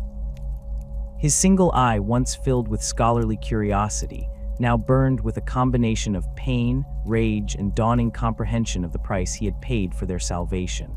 "Welcome to our new home," he addressed his legion, his voice carrying across the gathered warriors despite its uncharacteristic weariness. The planet of the sorcerers, Sorshirius. The realm that would become known as Sorshirius existed within the Eye of Terror, that vast wound in reality where the material universe and the warp bled into one another. Unlike the relatively stable planets of real space, this domain constantly reshaped itself according to psychic currents and the whims of its new master, Tzeentch. Mountains rose and fell like waves on an ocean. Structures built of impossible geometries dotted the landscape, their architecture shifting when not directly observed. Rivers of liquid that resembled molten metal, but behaved like living tissue, carved new courses through the terrain with each passing moment. The Thousand Sons, numbering barely 1,000 actual survivors despite their legion name, gathered in huddled groups, many still wearing the damaged armor they had fought in on Prospero. Veterans who had maintained perfect composure through centuries of warfare now looked around with undisguised horror and confusion. The most perceptive among them already understood the nature of their salvation and the terrible compromise their Primarch had made to secure it. Ahriman, first captain and chief librarian, approached Magnus with uncharacteristic hesitation, His ornate armor, once a proud display of his status, was now scorched and cracked from the fighting on Prospero. "My lord," he began, "what have we become?" Magnus did not immediately answer. Instead, he gestured toward a nearby rise where, impossibly, fragments of Tzeentch architecture had begun to materialize, broken columns and shattered dome sections reassembling themselves into a distorted echo of the structures they had lost. "We have become what we always were," he finally responded, but now without illusions. The first weeks on Sorshirius brought a horrifying revelation that quickly overshadowed even the shock of their new surroundings. The flesh change, that devastating mutation that had once threatened to destroy the Legion before Magnus found a cure, returned with unprecedented virulence. Battle brothers who had shown no symptoms for centuries suddenly found their bodies warping and transforming beyond their control. The mutations manifested with cruel irony, often reflecting the specialized psychic disciplines each warrior had mastered. A Pavoni biomancer might find his flesh becoming hyper-responsive to his thoughts, sprouting additional limbs or sensory organs with each unconscious desire. A Piri pyrokinetic could discover his body temperature rising uncontrollably until his armor melted and fused with his mutating flesh. Raptora telekinetics watched in horror as their own bones restructured themselves according to the same principles they had once used to manipulate external objects. Even those Thousand Sons who had displayed minimal psychic talent were not spared. The taint spread through the Legion indiscriminately, though those with stronger warp connections generally succumbed more rapidly.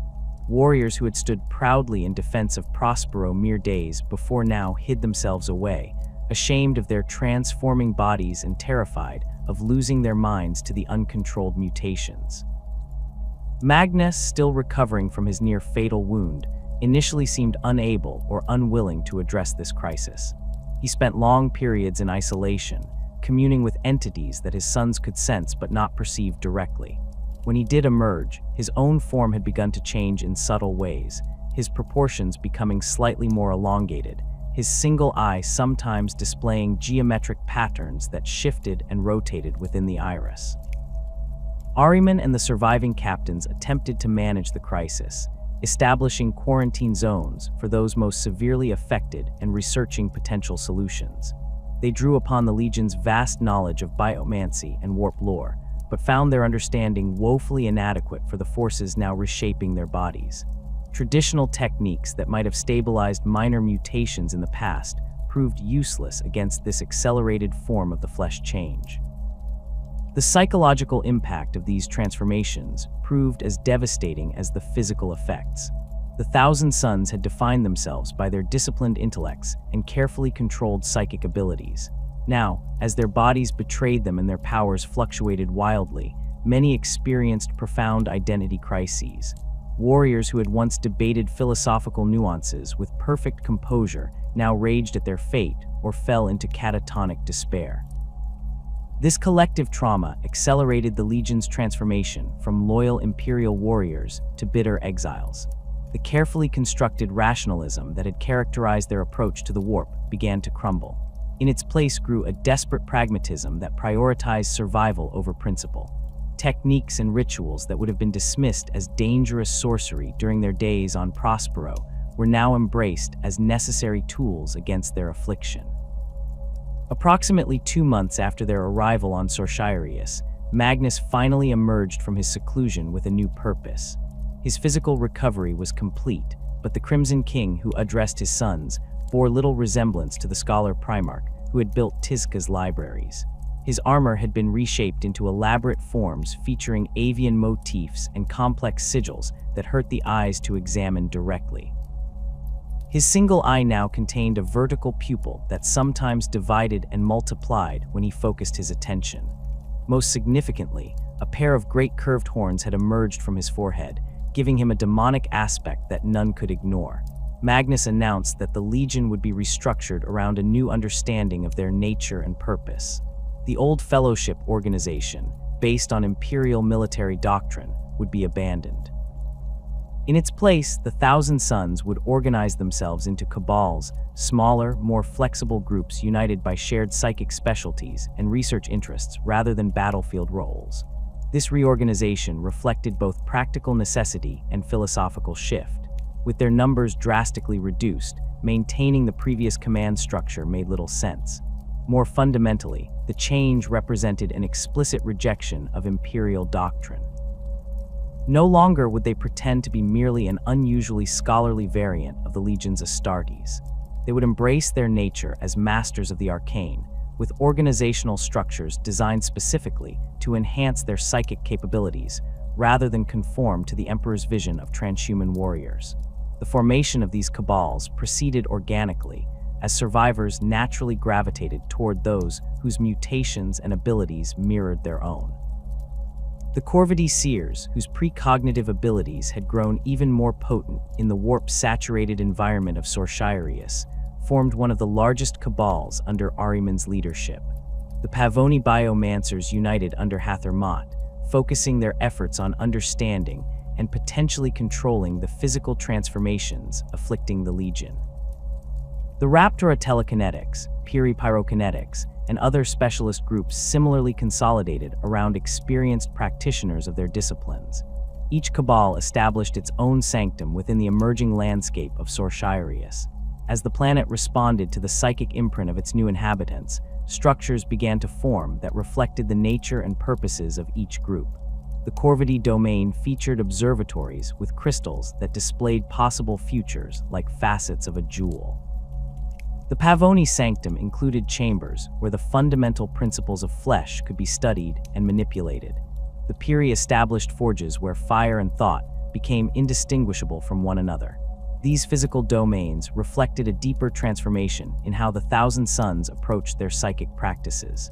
The rigorous experimental protocols and careful documentation that had characterized their research on Prospero gave way to more intuitive and ceremonial approaches. Ritual components, incense that enhanced psychic sensitivity, geometric arrangements that channeled warp energies, incantations that focused the mind, became increasingly important in their workings. This shift toward ritualized sorcery accelerated as the Legion discovered that such methods provided more reliable results in the fluid reality of the Eye of Terror.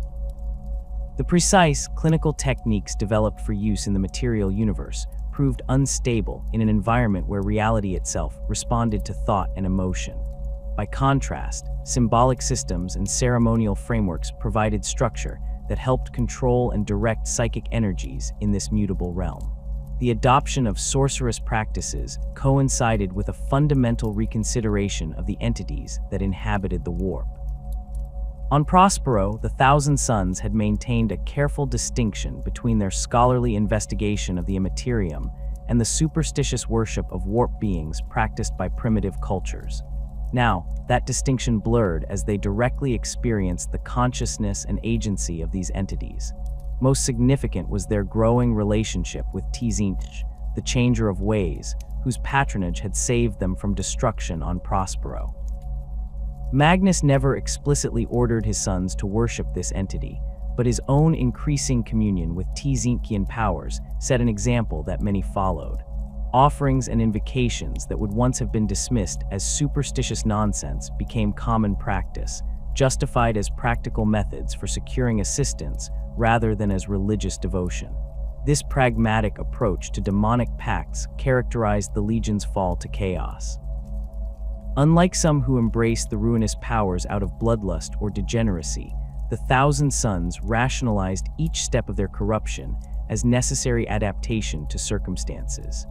They did not see themselves as having abandoned the pursuit of knowledge that had always defined them, merely as having discarded artificial constraints on how that knowledge could be obtained and applied. The psychological transformation of the Legion from loyal scholars to vengeful sorcerers proceeded alongside these practical and organizational changes. The trauma of Prospero's destruction left wounds deeper than any physical injury. Warriors who had dedicated their existence to preserving human knowledge had watched irreplaceable libraries burn. Scholars who had believed in the imperial truth found themselves betrayed by the very institutions they had helped build. This collective trauma manifested differently across the Legion. Some, like Ahriman, channeled their grief into obsessive quests for knowledge that might undo their losses, Others surrendered to bitterness, their intellectual curiosity transforming into a desire to demonstrate their superiority over those who had rejected them. A significant faction embraced nihilism, concluding that their experiences proved the fundamental meaninglessness of all endeavors. Magnus himself exemplified this psychological transformation. The idealistic scholar who had believed in humanity's psychic evolution became a bitter manipulator who viewed his former aspirations as naive. His relationship with his sons grew increasingly distant and instrumental. Where once he had been an attentive mentor, he now issued cryptic directives and vanished for extended periods to pursue his own inscrutable agenda. The Primarch's physical transformation continued as well, his form becoming increasingly mutable and symbolic rather than strictly biological. Sometimes he appeared almost as he had during the Great Crusade, with only subtle signs of corruption. At other times, he manifested as a being of pure energy barely contained within a humanoid outline. Most disturbing to his sons were the occasions when he seemed to fragment into multiple versions of himself, each representing a different aspect of his fractured psyche. Approximately 1 year after their arrival on Sorshirius, with the reorganization into cabals well established, the Legion faced its first major crisis in exile. The flesh change, which had stabilized somewhat after the initial outbreak, suddenly accelerated again. Dozens of battle brothers transformed completely into mindless, writhing masses of flesh known as chaos spawn, beyond recovery or mercy. Even those who maintained their sanity found the mutations progressing at an alarming rate, with additional eyes, limbs, or more exotic features emerging daily. This crisis brought the Legion's internal tensions to a breaking point. Some cabals advocated complete surrender to the transformations, arguing that they represented evolution rather than corruption. Others sought increasingly desperate sorcerous solutions, conducting dangerous rituals that sometimes accelerated the very changes they sought to prevent. A minority faction even suggested seeking reconciliation with the Imperium, believing that Imperial technologies might offer salvation where their own knowledge had failed. It was in this atmosphere of desperation that Ahriman conceived the working that would become known as the Rubric. Drawing upon his unparalleled understanding of biomancy, telepathy, and warp manipulation, the chief librarian proposed a Legion-wide ritual that would stabilize the flesh change once and for all. He gathered like-minded sorcerers from various cabals, forming a conclave dedicated to developing and implementing this solution. The exact nature of what Ahriman planned remained closely guarded, known only to his inner circle. What filtered out to the broader Legion was simply that he believed he had found a way to halt the mutations permanently. Given the desperate circumstances, many battle brothers pledged their support without fully understanding what the ritual would entail. Others, sensing the dangerous magnitude of the energies being gathered, voiced concerns that were largely ignored in the atmosphere of crisis. Magnus himself remained enigmatically absent during these developments. Whether he tacitly approved of Ahriman's plans or was simply focused on other matters remains debated among scholars of the Legion's history. What is clear is that he did not intervene to stop the preparations, despite surely being aware of them through his heightened psychic senses. As Ahriman's conclave finalized their preparations, the physical environment of Sorshirius reflected the building's psychic tension. Storms of multicolored lightning lashed the landscape. Structures twisted themselves into new configurations without apparent cause. The very ground became increasingly unstable, sometimes turning transparent to reveal swirling warp energies beneath the surface. The Legion had completed its transformation from loyal Imperial force to servants of chaos. Their organization, practices, and even physical forms now reflected their new allegiance. Yet this transformation had not brought them peace or stability. If anything, their existence had become more precarious and uncertain than ever before. As Ahriman's Rubric approached completion, the Thousand Sons stood at another crossroads, one that would determine whether they would retain any connection to their human origins or surrender completely to the mutating influence of the warp. The growing desperation among the survivors of Prospero created fertile ground for radical solutions. Ahriman, once the first captain and chief librarian of the Thousand Sons, now led the largest cabal of Corvidi seers on Sorshirius. His position afforded him unique insight into the Legion's deteriorating condition. Each day brought new reports of battle brothers succumbing to the flesh change, their bodies warping uncontrollably until they became unrecognizable masses of mutated tissue. Those who maintained their sanity despite severe mutations suffered perhaps the cruelest fate, trapped in grotesque forms while retaining their scholarly minds and memories of former glory. Ahriman's own brother, Oamuzd, had fallen victim to an especially virulent manifestation of the flesh change shortly after their arrival on the planet of sorcerers. The memory of watching his twin's body erupt into a writhing mass of tentacles and secondary mouths haunted Ahriman, driving him to increasingly desperate research. Unlike many of his brothers who had embraced their new existence as servants of Tzeentch, Ahriman maintained a clinical detachment in his approach to the warp. He viewed their affliction not as divine punishment or blessing, but as a complex biomantic problem awaiting solution. In the twisted spire that served as his sanctum, Ahriman gathered ancient texts salvaged from Prospero alongside grimoires acquired in their new home. The walls of his study became covered with complex diagrams mapping the progression of the flesh change across different psychic specializations. He meticulously documented how Pavoni biomancers typically developed mutations related to physical enhancement, while Piri cultists often manifested heat-resistant skin that eventually hardened into scales or carapace. These patterns suggested an underlying logic to the mutations. They weren't merely random degeneration, but transformations that perversely reflected each Astartes' psychic specialization. This revelation led Ahriman to a critical insight. The flesh change wasn't simply attacking their physical forms, but was intrinsically linked to their connection with the warp. The stronger a battle brother's psychic abilities, the more pronounced and rapid his mutations became. Conversely, those few thousand suns with minimal psychic talent showed slower progression of symptoms. The cure, Ahriman reasoned, must address not just the physical manifestations, but the underlying warp-flesh interface that defined their existence as psychic Astartes. After months of solitary research, Ahriman began to cautiously share his findings with a select group of senior sorcerers. He first approached Ammon, former captain of the Ninth Fellowship and keeper of the Legion's most esoteric lore. Though Ammon's body had developed a disturbing tendency to shift between solid and semi-transparent states, his mind remained sharp. Together, they reviewed Ahriman's research, with Ammon contributing crucial insights from pre-Imperial Prosperine traditions that had examined the relationship between physical form and psychic essence. Next came Hathor Mott of the Pavoni, once renowned for his physical perfection, but now sporting crystalline growths that refracted light in impossible patterns.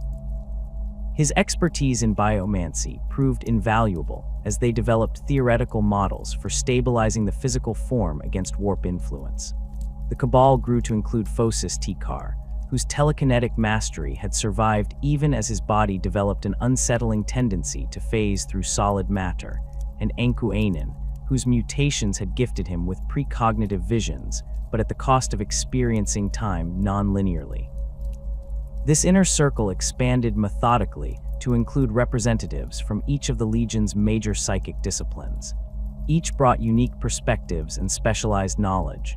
The Athenians contributed techniques for mental fortification, the Raptora offered insights into creating stable energy fields, and the Piri provided expertise in channeling and controlling volatile warp energies.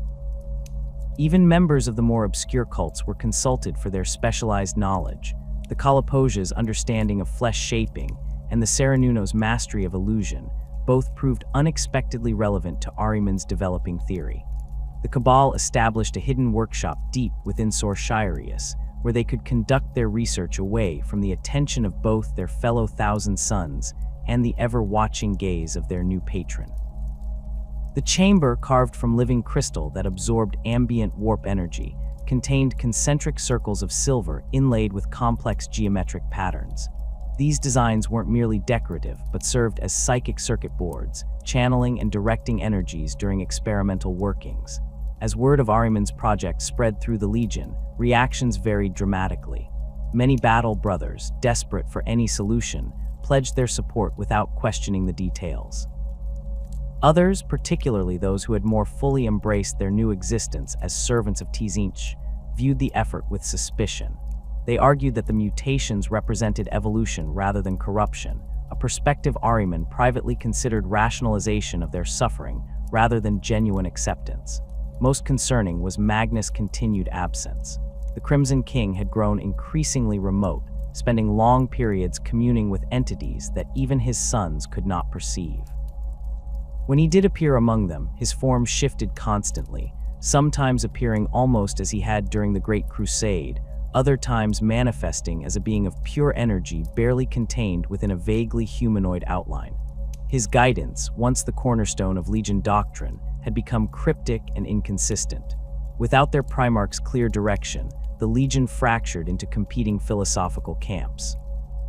Some embraced their transformation into sorcerers, adopting increasingly elaborate rituals and pacts with warp entities.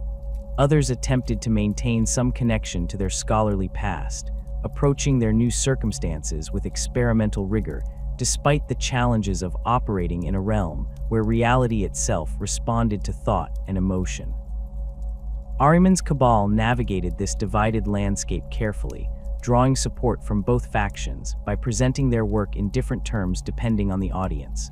To traditionalists, they described the Rubric as a scientific solution based on biomantic principles. To those who had embraced sorcery, they emphasized the ritual components and the unprecedented scale of warp manipulation involved. This strategic ambiguity allowed them to gather resources and support while avoiding direct confrontation with either camp. The development of what would become the Rubric of Ahriman proceeded through several distinct phases. Initial experiments focused on individual battle brothers, attempting to stabilize their mutations through targeted biomantic interventions. These efforts proved temporarily successful, but inevitably failed as the warp's influence reasserted itself. The Cabal realized that piecemeal solutions could not counter a problem that affected the Legion at its fundamental level. They needed a working that would address the Thousand Suns as a unified psychic entity. This conceptual breakthrough led to increasingly ambitious experiments. The Cabal developed prototype rituals that linked small groups of volunteers, creating shared psychic fields that distributed the pressure of warp influence across multiple subjects. These tests showed promise but revealed a troubling pattern. When the rituals concluded, those with stronger psychic abilities showed marked improvement, while those with lesser talents often suffered accelerated mutation. Something in the process was drawing energy from the weaker subjects to stabilize the stronger. Rather than abandoning this approach, Ahriman incorporated this dynamic into his developing theory.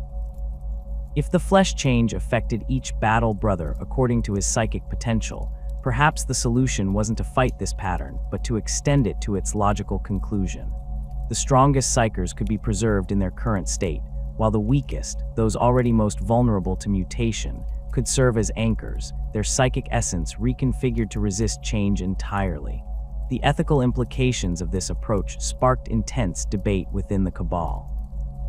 Some argued that sacrificing the psychic potential of their weaker brothers was too high a price, regardless of the benefits.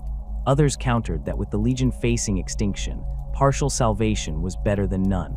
Ahriman himself maintained that the process would stabilize rather than harm the affected battle brothers, though privately his confidence in this outcome wavered as their research progressed. Despite these concerns, the devastating progression of the flesh change throughout the Legion forced their hand. Battle brothers were being lost daily, either transforming completely into mindless spawn or taking their own lives rather than endure further degradation. The Cabal's work took on increased urgency, with experimental protocols accelerated and safety margins narrowed in the race against time. After nearly a year of development, Ahriman determined that the Rubric was ready for implementation. The final design incorporated elements from all major psychic disciplines practiced by the Thousand Suns.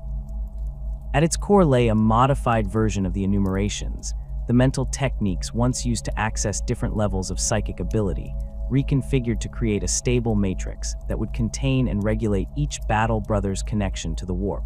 The physical components of the ritual reflected this complexity.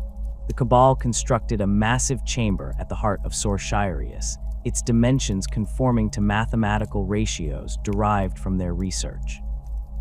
Channels carved into the floor formed 9 interlocking nonagons, each corresponding to one of the Legion's primary disciplines. At critical intersection points, they placed crystalline focusing devices salvaged from Prospero, now infused with energies unique to their new home in the Eye of Terror. The timing of the ritual was determined through extensive divination, identifying a period when the local warp currents would be relatively stable, and the planet's position within the eye would maximize their connection to specific Empyrean domains. Preparations consumed the Legion's resources and attention, with even those skeptical of the project contributing materials or expertise. Whatever their philosophical differences, the shared threat of extinction united the 1,000 suns in this final effort to preserve their existence. On the appointed day, Ahriman summoned the Legion to gather. Battle brothers traveled from across Sorshirius, some barely recognizable as the proud warriors who had once defended Prospero. They arranged themselves according to their psychic specialties, forming living representations of the sigils inscribed upon the chamber floor. The strongest sorcerers, including Ahriman's inner cabal, took positions at the critical nodes of the pattern, while those with lesser abilities filled the connecting lines and curves. As the ritual began, Ahriman led the assembled 1,000 suns through modified versions of their familiar enumerations. The disciplined mental exercises, once used to access different levels of psychic ability, now served to synchronize the Legion's collective consciousness. As thousands of transhuman minds aligned in unprecedented harmony, the air within the chamber became charged with potential, colors shifting through spectra visible and invisible as reality thinned. The first phase proceeded exactly as planned. Warp energy flowed through the assembled Legion in carefully managed currents, following pathways defined by both the physical arrangement of participants and the psychic structures they collectively generated.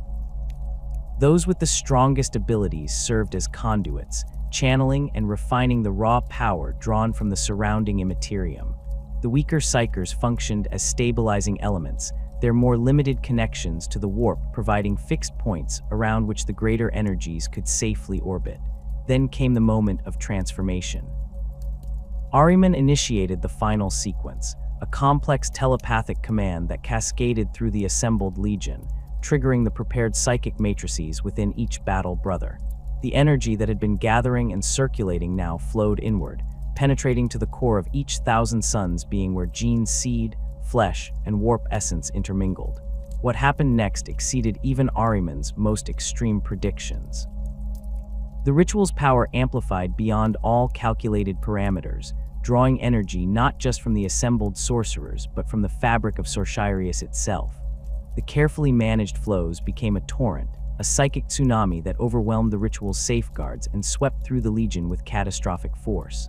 For those with the strongest psychic abilities, Ahriman himself, his inner cabal, and perhaps 100 others of similar potential, the experience was transcendent.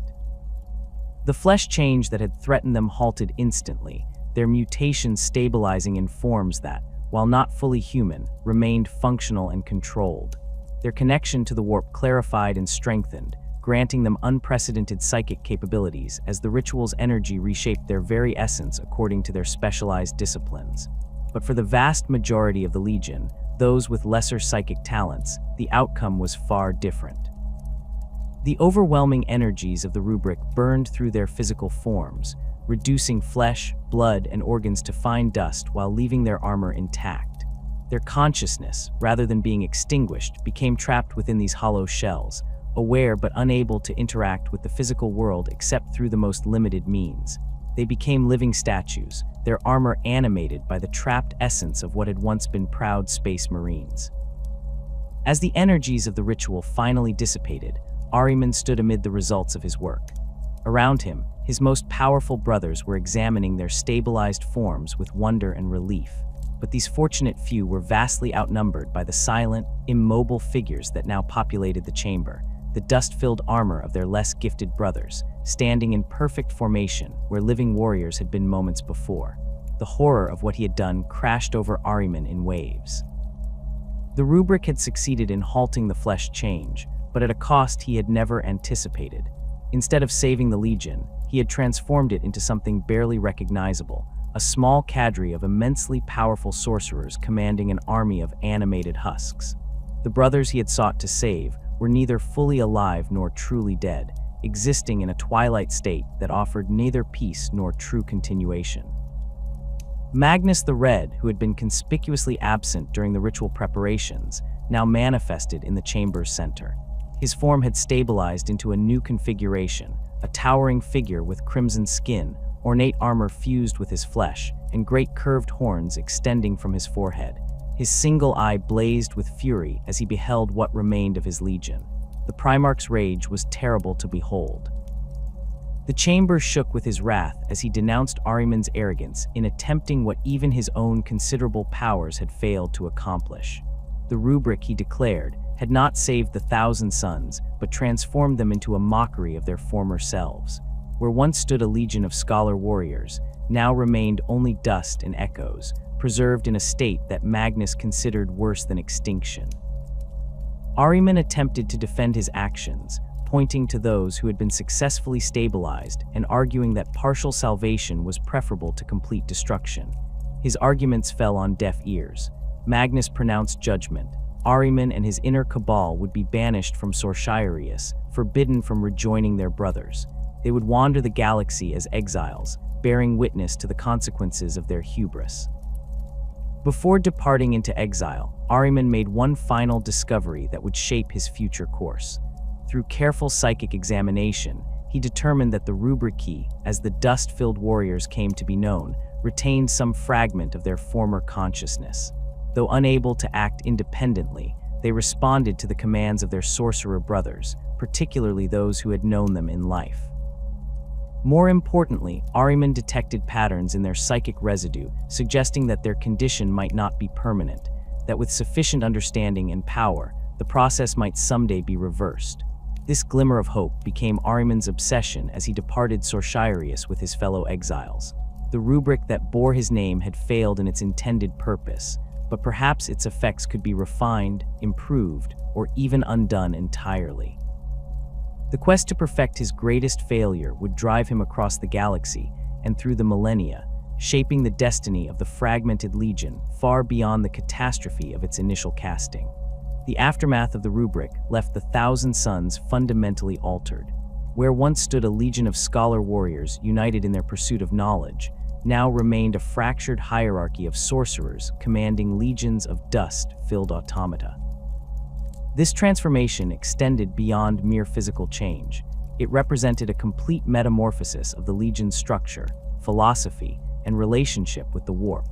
The 9 original cults that had formed the organizational backbone of the 1,000 Sons underwent dramatic evolution in the wake of Ahriman's exile. No longer academic divisions focused on specialized fields of psychic study, they became increasingly esoteric cabals dedicated to particular aspects of sorcerous mastery.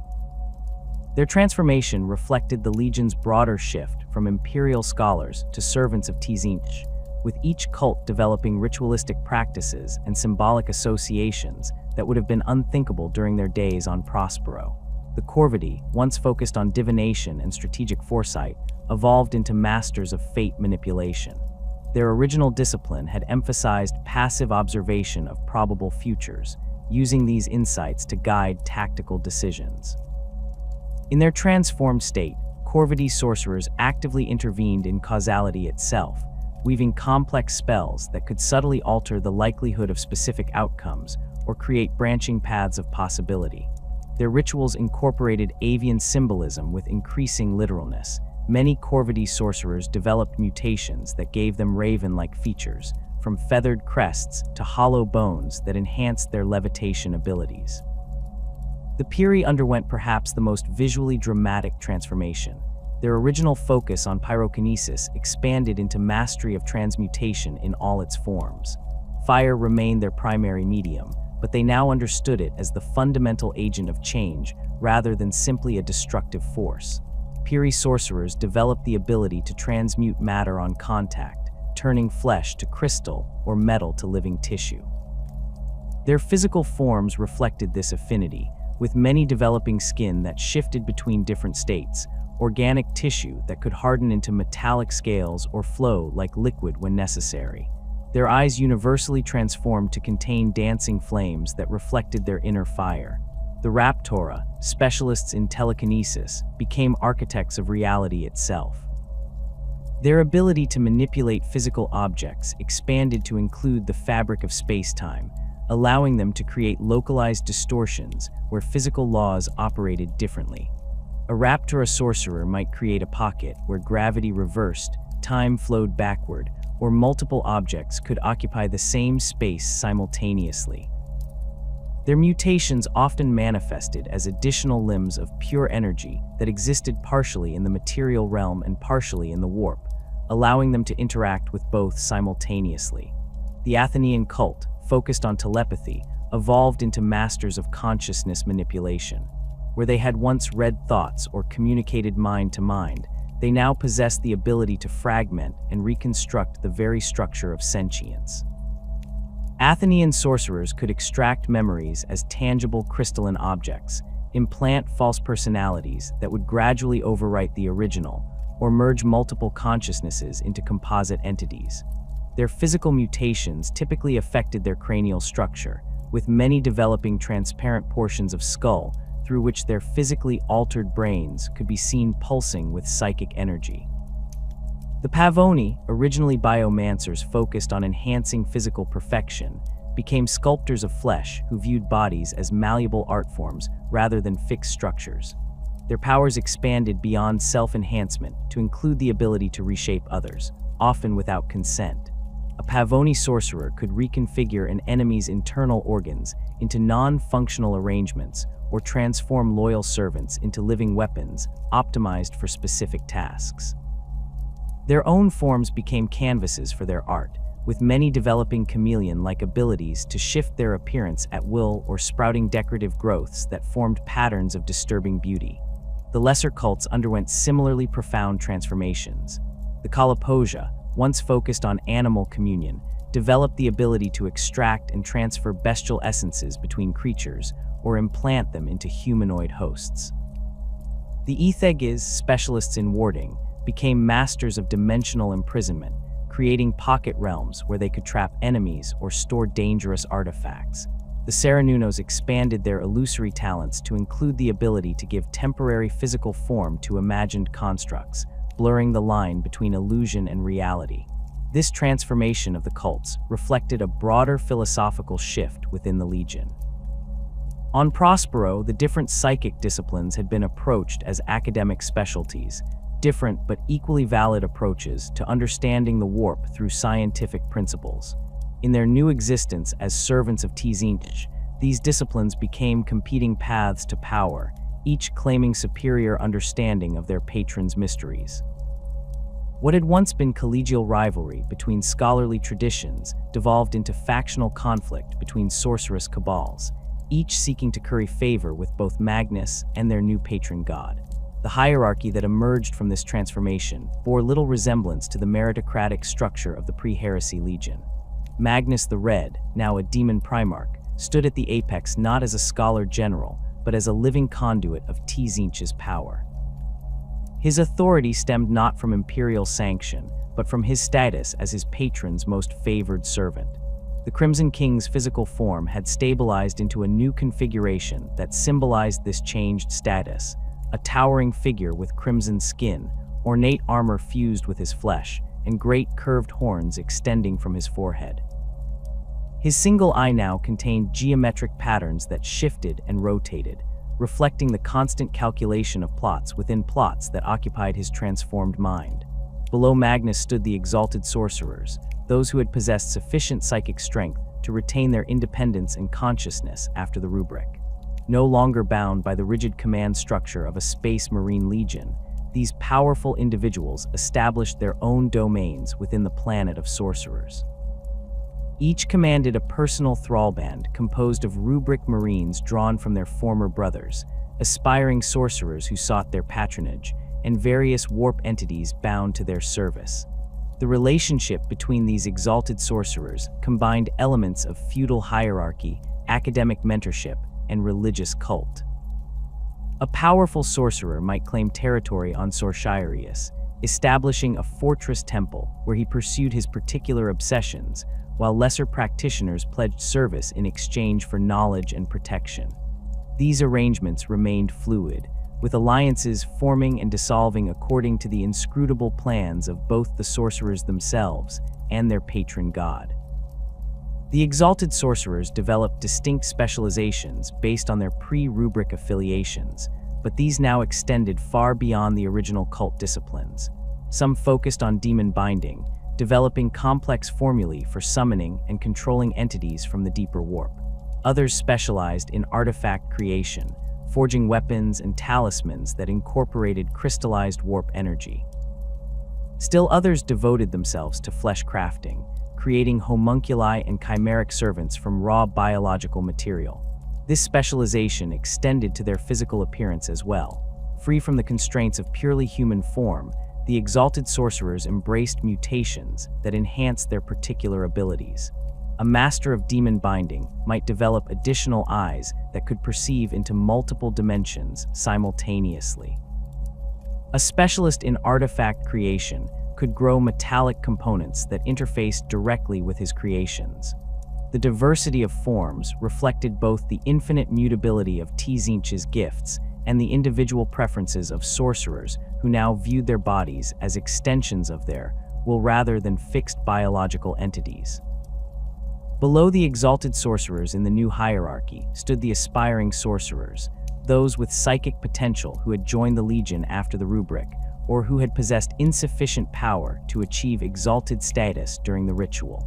These individuals occupied a precarious position, constantly striving to prove their worth while navigating the complex politics of their superiors. An aspiring sorcerer typically commanded a small contingent of Rubric Marines, using these dust-filled automata as both bodyguards and symbols of status. The advancement path for these aspirants differed dramatically from the structured promotion system of the pre-heresy Legion. Rather than progressing through clearly defined ranks based on service time and achievement, they sought to increase their standing through a combination of sorcerous accomplishment, political maneuvering, and direct patronage from more powerful entities. An ambitious aspiring sorcerer might attempt to discover a new ritual that would earn recognition from an exalted sorcerer, or he might bind a particularly powerful demon to gain leverage in Legion politics. This competitive environment fostered innovation, but also encouraged dangerous risk-taking. Many aspiring sorcerers met their end attempting workings beyond their capabilities or falling victim to the machinations of rivals. Those who survived this crucible emerged with enhanced powers and deeper corruption, their forms and minds increasingly aligned with Tzeentchian principles of constant change and labyrinthine plotting. At the foundation of this new hierarchy stood the Rubric Marines, the dust-filled armor of battle brothers, whose physical forms had been consumed by Ahriman's ritual. These silent automata retained fragments of their former consciousness, but lacked true independence or will. They responded primarily to the commands of sorcerers who had known them in life, particularly those from their original fellowship or cult. This connection allowed for limited recall of their former tactical abilities, with Rubric Marines displaying fighting styles and preferences that echoed their pre-transformation specializations. The development of techniques to control and direct these dust-filled warriors became a specialized field of study within the transformed Legion. Certain sorcerers discovered methods to imprint temporary purpose-specific directives into the residual consciousness of Rubric Marines, allowing for more complex tactical coordination than simple direct commands. Others developed rituals that could temporarily awaken greater portions of the trapped mind, briefly restoring a semblance of the original personality for specific purposes before it faded back into dormancy. The relationship between the sorcerers and their Rubric thralls reflected the transformed Legion's broader ethical shift. Where the pre-heresy Thousand Sons had valued knowledge for its potential to elevate humanity, their post-Rubric incarnation increasingly viewed all things, including their former brothers, as resources to be utilized in the pursuit of personal power and the advancement of Tzeentch's incomprehensible schemes. This philosophical transformation extended to the Legion's relationship with warp entities. On Prospero, the Thousand Sons had maintained a careful distinction between their scholarly investigation of the immaterium and the superstitious worship of warp beings practiced by primitive cultures. They had employed tutelaries, minor warp entities bound through complex psychic techniques, but viewed these as tools rather than allies or masters. In their new existence, this clinical detachment gave way to increasingly direct collaboration with demonic forces. The summoning and binding of Tzeentchian entities became a cornerstone of the Legion's sorcerous practices. These creatures ranged from relatively minor familiars that served as spies and messengers to powerful demons capable of devastating battlefield effects. The most accomplished sorcerers could call forth Lords of Change, the greater demons of Tzeentch, though such entities never truly served and required careful management to prevent them from pursuing their own agendas at their summoner's expense. Among the most commonly summoned entities were the Tzongers, avian beastmen whose physical forms reflected Tzeentch's aesthetic preferences. These creatures existed at the intersection of humanity and demonkind, possessing physical bodies that could operate in the material realm without the constant expenditure of energy required by pure demons.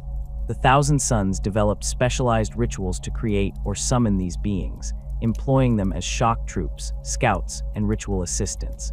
The creation of Tzongers exemplified the transformed Legion's approach to warfare.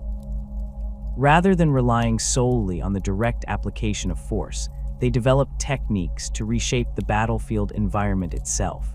Sorcerers would prepare areas for conflict through elaborate rituals that thin the barriers between dimensions, allowing for easier manifestation of warp entities and enhancing their own psychic abilities. These preparations often included the placement of arcane markers, the sacrifice of suitable vessels, and the establishment of sorceress circles that would serve as anchor points for more complex workings during battle. This approach extended to the development of specialized warpcraft for battlefield application. The Thousand Sons created techniques for opening targeted breaches in reality that could disgorge flamers of Tzeentch demonic entities that projected warpfire capable of burning both body and soul. They perfected methods for summoning screamers, ray-like entities that could slice through reality itself, bypassing physical armor to attack the essence within. Most terrifying were the rituals that could temporarily transform sections of the battlefield into extensions of the planet of sorcerers, subjecting all within to the fluid physics and mutating energies of that demon world. The Legion's relationship with the greater forces of Tzeentch within the Great Game of Chaos reflected their scholarly origins despite their corruption. Where the World Eaters gave themselves completely to Khorne's bloodlust, and the Death Guard embraced Nurgle's cycle of decay and rebirth, the Thousand Sons maintained a certain intellectual distance from their patron. They served Tzeentch's interests, but continued to pursue their own agendas, viewing their relationship as a partnership of mutual benefit rather than one of master and slave.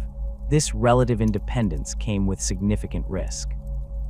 Tzeentch, the embodiment of change and manipulation, constantly tested his servants through elaborate schemes designed to challenge their intellect and loyalty.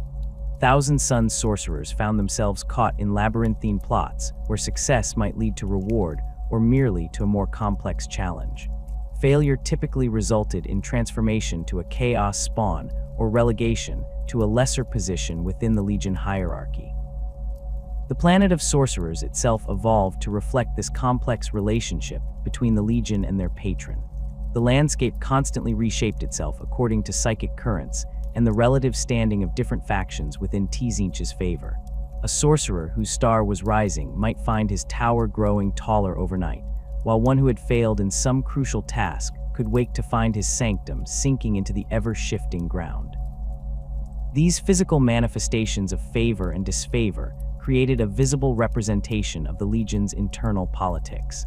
Within this transformed environment, the Thousand Sons developed increasingly esoteric approaches to warfare that reflected their new nature. No longer bound by the Codex Astartes or imperial military doctrine, they organized themselves into thrall bands, flexible formations built around a central sorcerer, and his closest disciples. These groups typically included a core of Rubric Marines, specialized summoned entities, and mortal cultists who provided support services and served as potential vessels for possession. The tactical approach of these thrallbands emphasized quality over quantity and surgical precision over overwhelming force. A typical operation might begin with extensive divination to identify critical vulnerabilities, followed by targeted teleportation strikes against key objectives.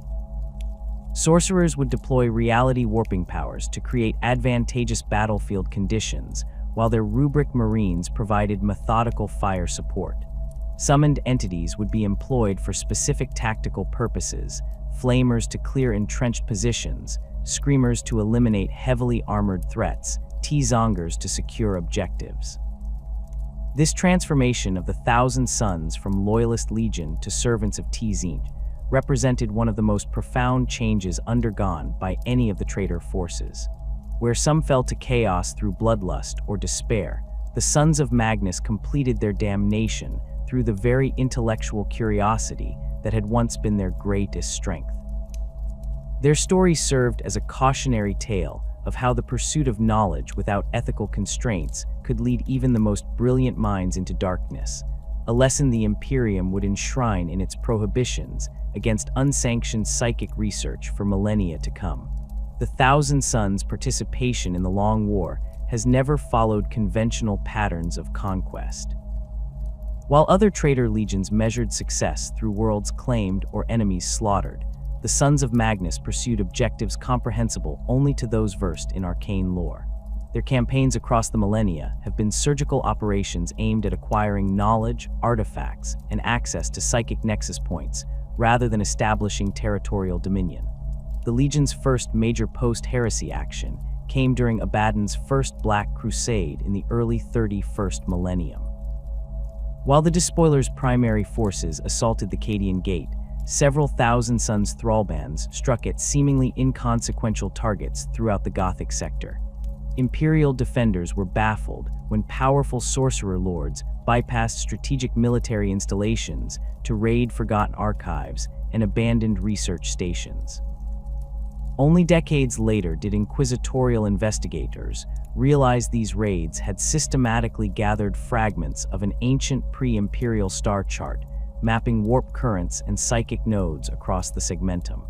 This pattern of targeted acquisition continued through subsequent Black Crusades. During the Third Black Crusade, while Abaddon's forces were occupied with the Adeptus Mechanicus fortress world of Hydra Cordatus, the Thousand Sons mounted a parallel campaign against the isolated world of Xenophon. Imperial records of this incursion remain heavily redacted, but surviving accounts describe Thousand Sons sorcerers breaching the planetary defense grid with unprecedented ease, making directly for a specific archaeological site that had been under Mechanicus supervision.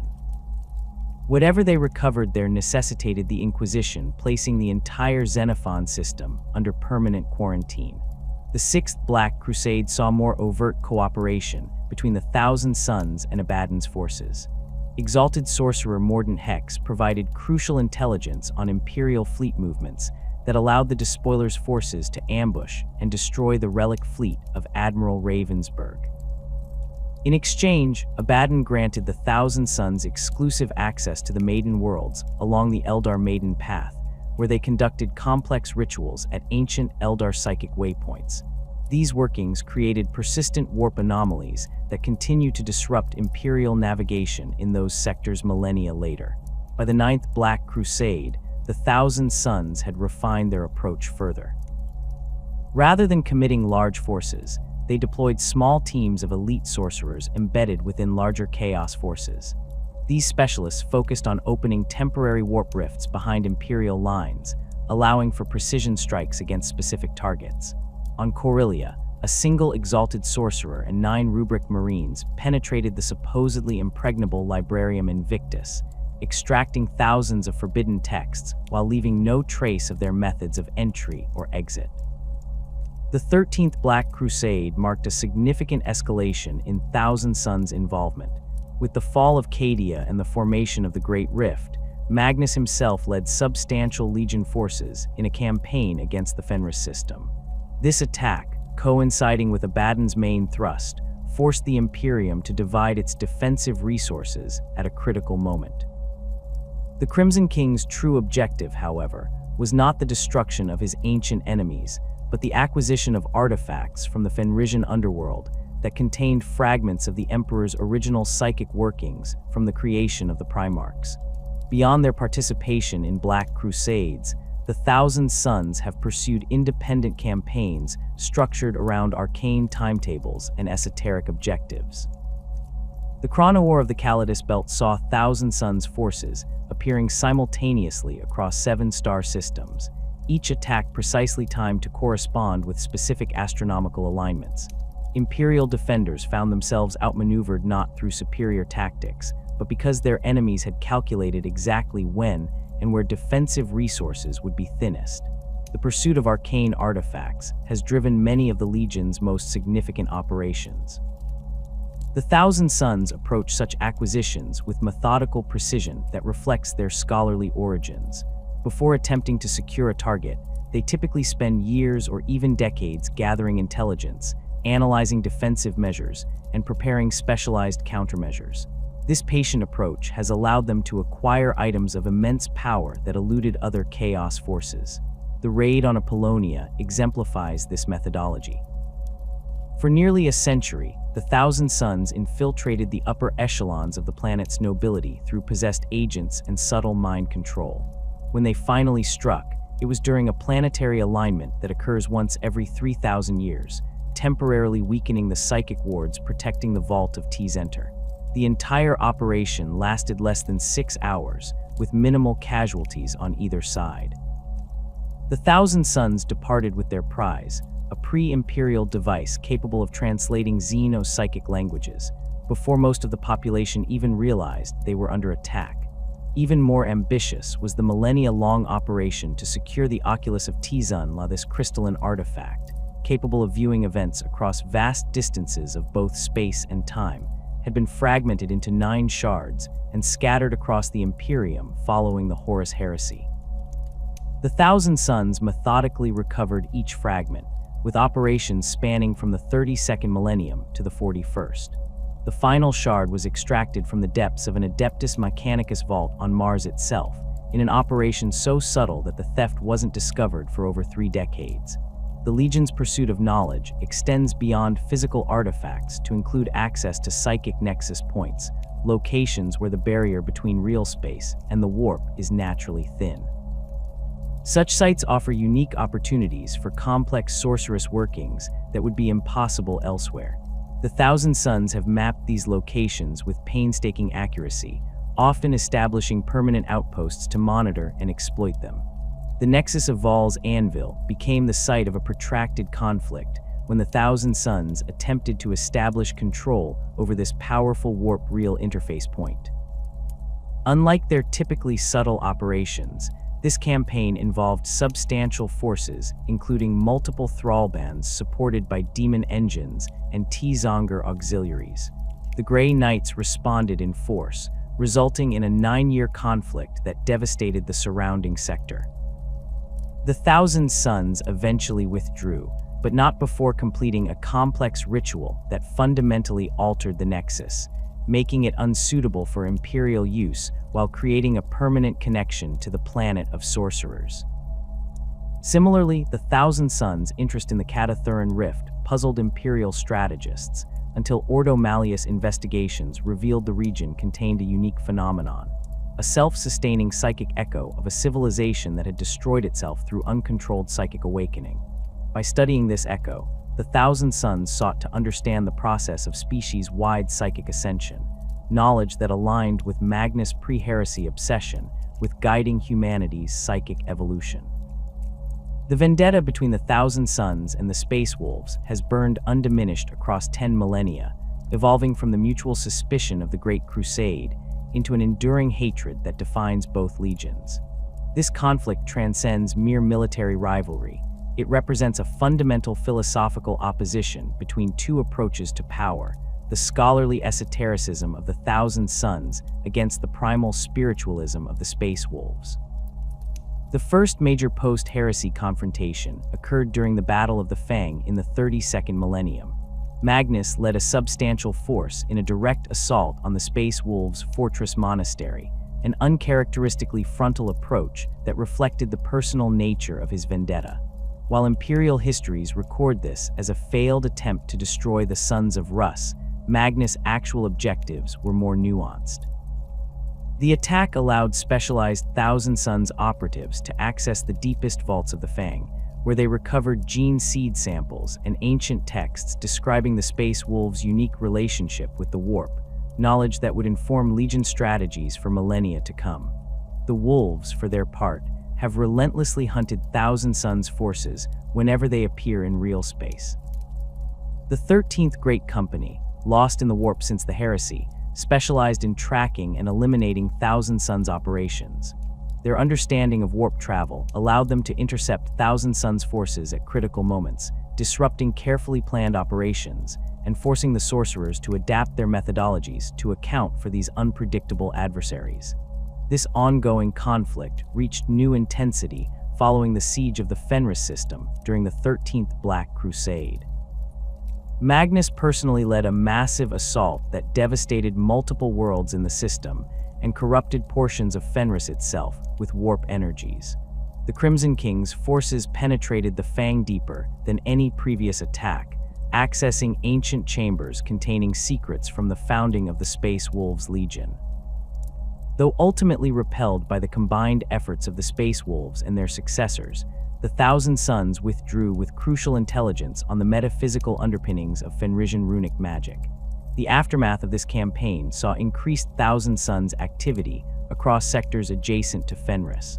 Thrallbands targeted worlds with historical connections to the Space Wolves, systematically corrupting or destroying sites sacred to the Sons of Rus. On Gnosis Prime, Thousand Sons sorcerers defiled an ancient temple where Leman Russ had reportedly received a vision during the Great Crusade. The psychic backlash from this desecration temporarily disrupted the Space Wolves' runic divination abilities across 3 sectors. Not all conflicts between these ancient enemies have been direct confrontations. The Thousand Sons excel at subtle corruption, and they have repeatedly attempted to taint the Space Wolves' gene seed through sorcerous means. The affliction of the Wolfen, periodic outbreaks of accelerated mutation among Space Wolf aspirants, has been linked to Thousand Sons rituals designed to exploit the inherent instability in the Fenrisian gene seed. These biological attacks have forced the Space Wolves to commit significant resources to protecting their recruitment processes and purifying their gene stocks. The strategic approach of the Thousand Sons to the Long War reflects their unique nature as a legion dominated by sorcerers rather than conventional warriors. While other traitor legions measure success through territory controlled or enemies slain, the Sons of Magnus pursue a more complex agenda centered on the accumulation of knowledge and psychic power. Their campaigns rarely aim to hold ground or establish permanent footholds in real space. Instead, they focus on surgical strikes to acquire specific targets before withdrawing to the planet of sorcerers. This methodology manifests in their approach to warfare. Thousand Sons forces typically deploy in relatively small but highly specialized formations built around specific sorcerous capabilities. A typical Thrallband might include only a handful of exalted sorcerers supported by several squads of Rubric Marines, with Tzeentch auxiliaries providing screening and close combat capabilities. These compact forces can be rapidly teleported to their objectives through warp rifts, allowing for operations deep behind enemy lines without the logistical challenges faced by larger armies. The raid on Savivan exemplifies this approach. 3,000 Sons Thrallbands struck simultaneously at different locations across the heavily fortified Shrine world, while Imperial defenders mobilized to counter what they perceived as the main threat, an assault on the planetary governor's palace. The actual objective was being secured by a small team led by exalted sorcerer Ignis. This group penetrated the ancient Librarium Hereticus, bypassing layers of both physical and psychic security through a combination of precise teleportation and targeted mind control of key personnel. They extracted hundreds of pre-Imperial texts before vanishing back through a warp portal, leaving Imperial forces to battle summoned demons that served merely as a diversion. The Thousand Sons' preference for knowledge over territory extends to their treatment of conquered populations. Unlike the World Eaters who slaughter indiscriminately, or the Emperor's children who subjugate for pleasure, the Thousand Sons typically view mortal humans as research subjects or potential vessels. Planetary populations that fall under their control often find themselves subjected to mass psychic screening, with those showing particular potential culled for use in rituals or possession. The remainder may be left largely intact, though subtly influenced to produce cultural and architectural patterns that create favorable conditions for future sorceress workings. This approach was evident during the temporary occupation of Helix Secundus. Rather than destroying the planet's infrastructure, Thousand Sons forces reorganized settlement patterns into precise geometric configurations that created a planet-wide sorceress circuit. Buildings were modified with specific architectural elements that resonated with warp energies, while the population was subjected to subtle mimetic conditioning that altered their collective psychic signature. When Imperial forces finally reclaimed the world 3 decades later, they discovered that the entire planet had been transformed into a psychic amplifier that continued to broadcast signals into the warp long after the Thousand Sons had departed. The Legion's campaign strategies often operate on multiple timescales simultaneously. While individual operations may be completed in hours or days, these typically form part of larger patterns designed to unfold over centuries or millennia. The seemingly random target selection that baffles Imperial strategists often follows complex arcane, formulae comprehensible only to the Thousand Sons' senior leadership. A particular artifact might be sought not for its immediate utility, but because its acquisition is a necessary precursor to a ritual planned for completion thousands of years in the future. This long-term perspective gives the Thousand Sons a strategic patience unmatched by other Chaos forces. They willingly abandon operations that encounter unexpected resistance, preferring to withdraw and recalculate rather than commit to potentially Pyrrhic victories. This can create the illusion of Imperial success, when in reality the Thousand Sons have simply deferred their objectives to a more favorable timeframe. Many apparent defeats have later been revealed as calculated withdrawals that served some greater purpose in Magnus' inscrutable schemes. As the 42nd millennium dawns and the galaxy is split by the Great Rift, the Thousand Sons have entered a new phase of activity. The thinning of the barriers between real space and the warp has created unprecedented opportunities for their sorceress operations. Psychic nexus points that were previously difficult to access now lie exposed, while the general weakening of reality's fabric allows for more ambitious workings than were previously possible. The Legion has responded with increased aggression, launching simultaneous operations across multiple sectors with a coordination that suggests some greater design has entered its final phase. The translation of the planet of sorcerers into real space marked a pivotal moment in the Thousand Sons' long exile. For millennia, Sorshirius had existed within the Eye of Terror, its impossible geometries and ever-shifting landscapes reflecting the whims of Tzeentch and the psychic emanations of its inhabitants. The planet's sudden materialization in the Prospero sector during the Wrath of Magnus campaign sent shockwaves through the Imperium's astropathic network, causing mass hysteria on nearby worlds as mortal minds struggled to comprehend a realm of pure sorcery intruding into material space. Magnus the Red orchestrated this unprecedented feat through a ritual of staggering complexity. For centuries, the Crimson King had gathered specific artifacts from across the galaxy, star charts from the Black Library, crystallized emotions from extinct Xeno species, and fragments of the original psychic wards that once protected Terra. These components, combined with the sacrifice of thousands of specially prepared vessels, created a momentary alignment between the immaterium and real space that allowed Sorshirius to slip through the dimensional barrier. The timing was meticulously calculated to coincide with Abaddon's 13th Black Crusade, though Magnus pursued objectives distinct from the War Masters. While Abaddon focused on destroying Cadia and its pylons, Magnus directed his legion against the Fenris system, home of his ancient enemies, the Space Wolves. This was no mere continuation of an old vendetta. The Crimson King's plans incorporated both revenge and strategic necessity in equal measure. The assault began with a series of feints across multiple sectors adjacent to Fenris. Small thrall bands struck at outposts and monitoring stations, overwhelming their defenders before disappearing back into the warp. These attacks followed no discernible pattern from an Imperial perspective, but formed a precise geometric arrangement when mapped across real space, a vast sorcerous circuit that channeled warp energy toward the Fenris system while diverting Imperial reinforcements away from Magnus' true objective. As the Space Wolves mobilized to counter these scattered threats, Magnus unveiled the next phase of his plan. 9 silver towers, massive demonic fortresses that served as both weapons platforms and sorceress amplifiers, materialized in strategic positions throughout the Fenris system.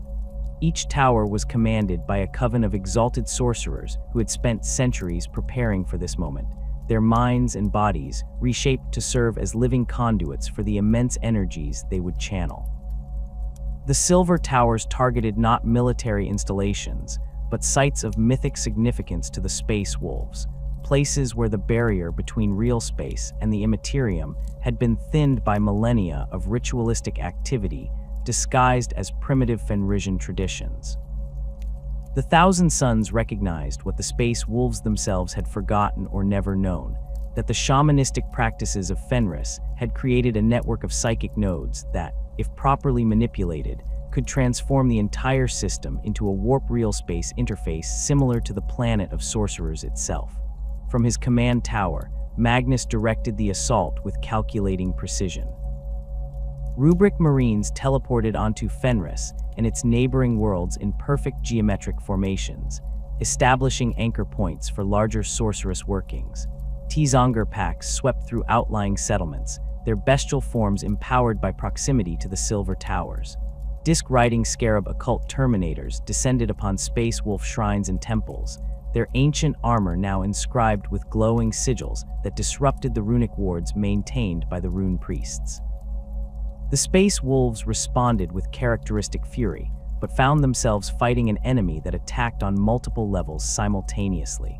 While Fenrisian warriors could engage the physical manifestations of the Thousand Suns forces, they lacked the means to counter the sorcerous transformations affecting their worlds. Each Thousand Suns victory, no matter how minor, created another anchor point for Magnus' grand ritual, gradually reshaping the metaphysical topology of the system. Most alarming to the defenders was the effect on Fenris itself. The world's legendary weather patterns, always extreme, became increasingly unnatural. Blizzards formed complex spiral patterns visible from orbit. Lightning strikes carved Tzeentchian symbols into mountainsides. The great oceans developed currents that flowed in impossible configurations, creating whirlpools that revealed glimpses of the warp beneath the surface. Most disturbing were reports from isolated settlements of children born with mutations, a phenomenon unprecedented in Fenrisian history despite the harsh radiation that had always affected the population.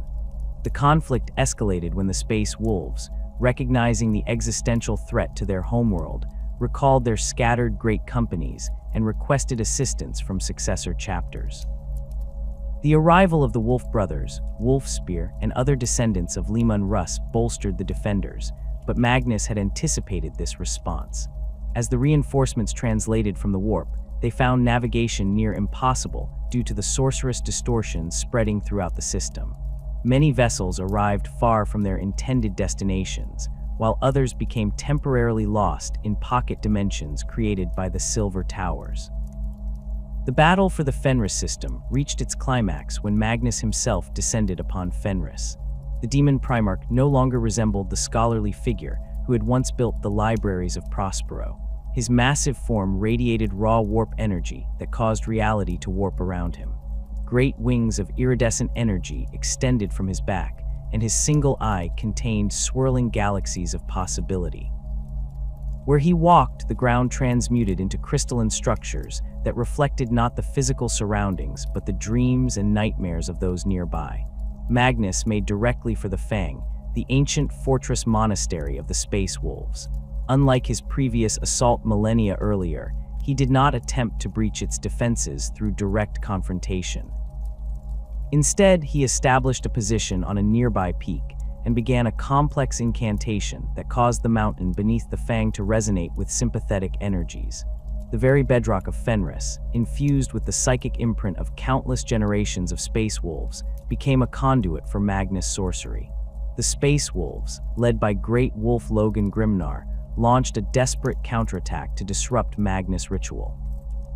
Accompanied by his Wolf Guard and supported by all available rune priests, Grimnar fought through layers of Thousand Suns defenders to reach the demon Primarch. The confrontation between Grimnar and Magnus represented more than a physical battle. It was a clash between fundamentally opposed understandings of the warp. The Great Wolf's runic axe, empowered by Fenrisian tradition, met Magnus' staff of kaleidoscopic energy that channeled the raw power of Tzeentch. Though Grimnar fought with unprecedented fury, even wounding the demon Primarch, he could not prevent the completion of the ritual. As the final words of power echoed across the mountainside, a psychic shockwave rippled through the Fenris system. The barrier between real space and the warp, already thinned by the actions of the Silver Towers, temporarily collapsed across multiple worlds. In that moment, Magnus extracted what he had come for, the metaphysical template of the Space Wolves' connection to their homeworld, a psychic architecture created by the Emperor himself when he first discovered Leman Russ.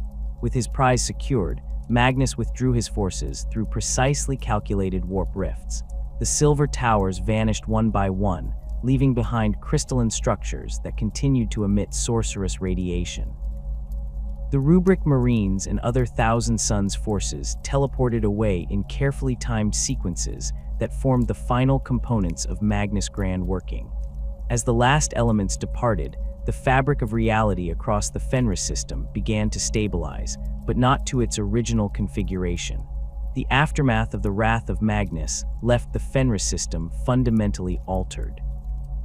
While the Space Wolves maintained control of their homeworld and eventually cleansed the most obvious corruptions, subtle changes remained beyond their ability to detect or counter.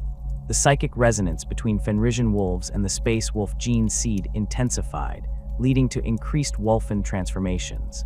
The weather patterns, always extreme, now occasionally formed configurations that briefly resembled Tzeentchian symbols when viewed from orbit. Most concerning to the chapter's leadership were reports that the Canis helix, the unique first component of Space Wolf gene seed, had developed new expressions that their apothecaries struggled to understand. For the Thousand Suns, the campaign represented their most significant victory since the heresy. The extraction of the Space Wolves' metaphysical template provided Magnus with crucial components for his greater working, the permanent translation of Sorshirius into real space. Using the knowledge gained from the Fenris system, combined with similar templates extracted from other campaigns across the millennia, the Crimson King completed the grand ritual that anchored the planet of sorcerers in the material universe.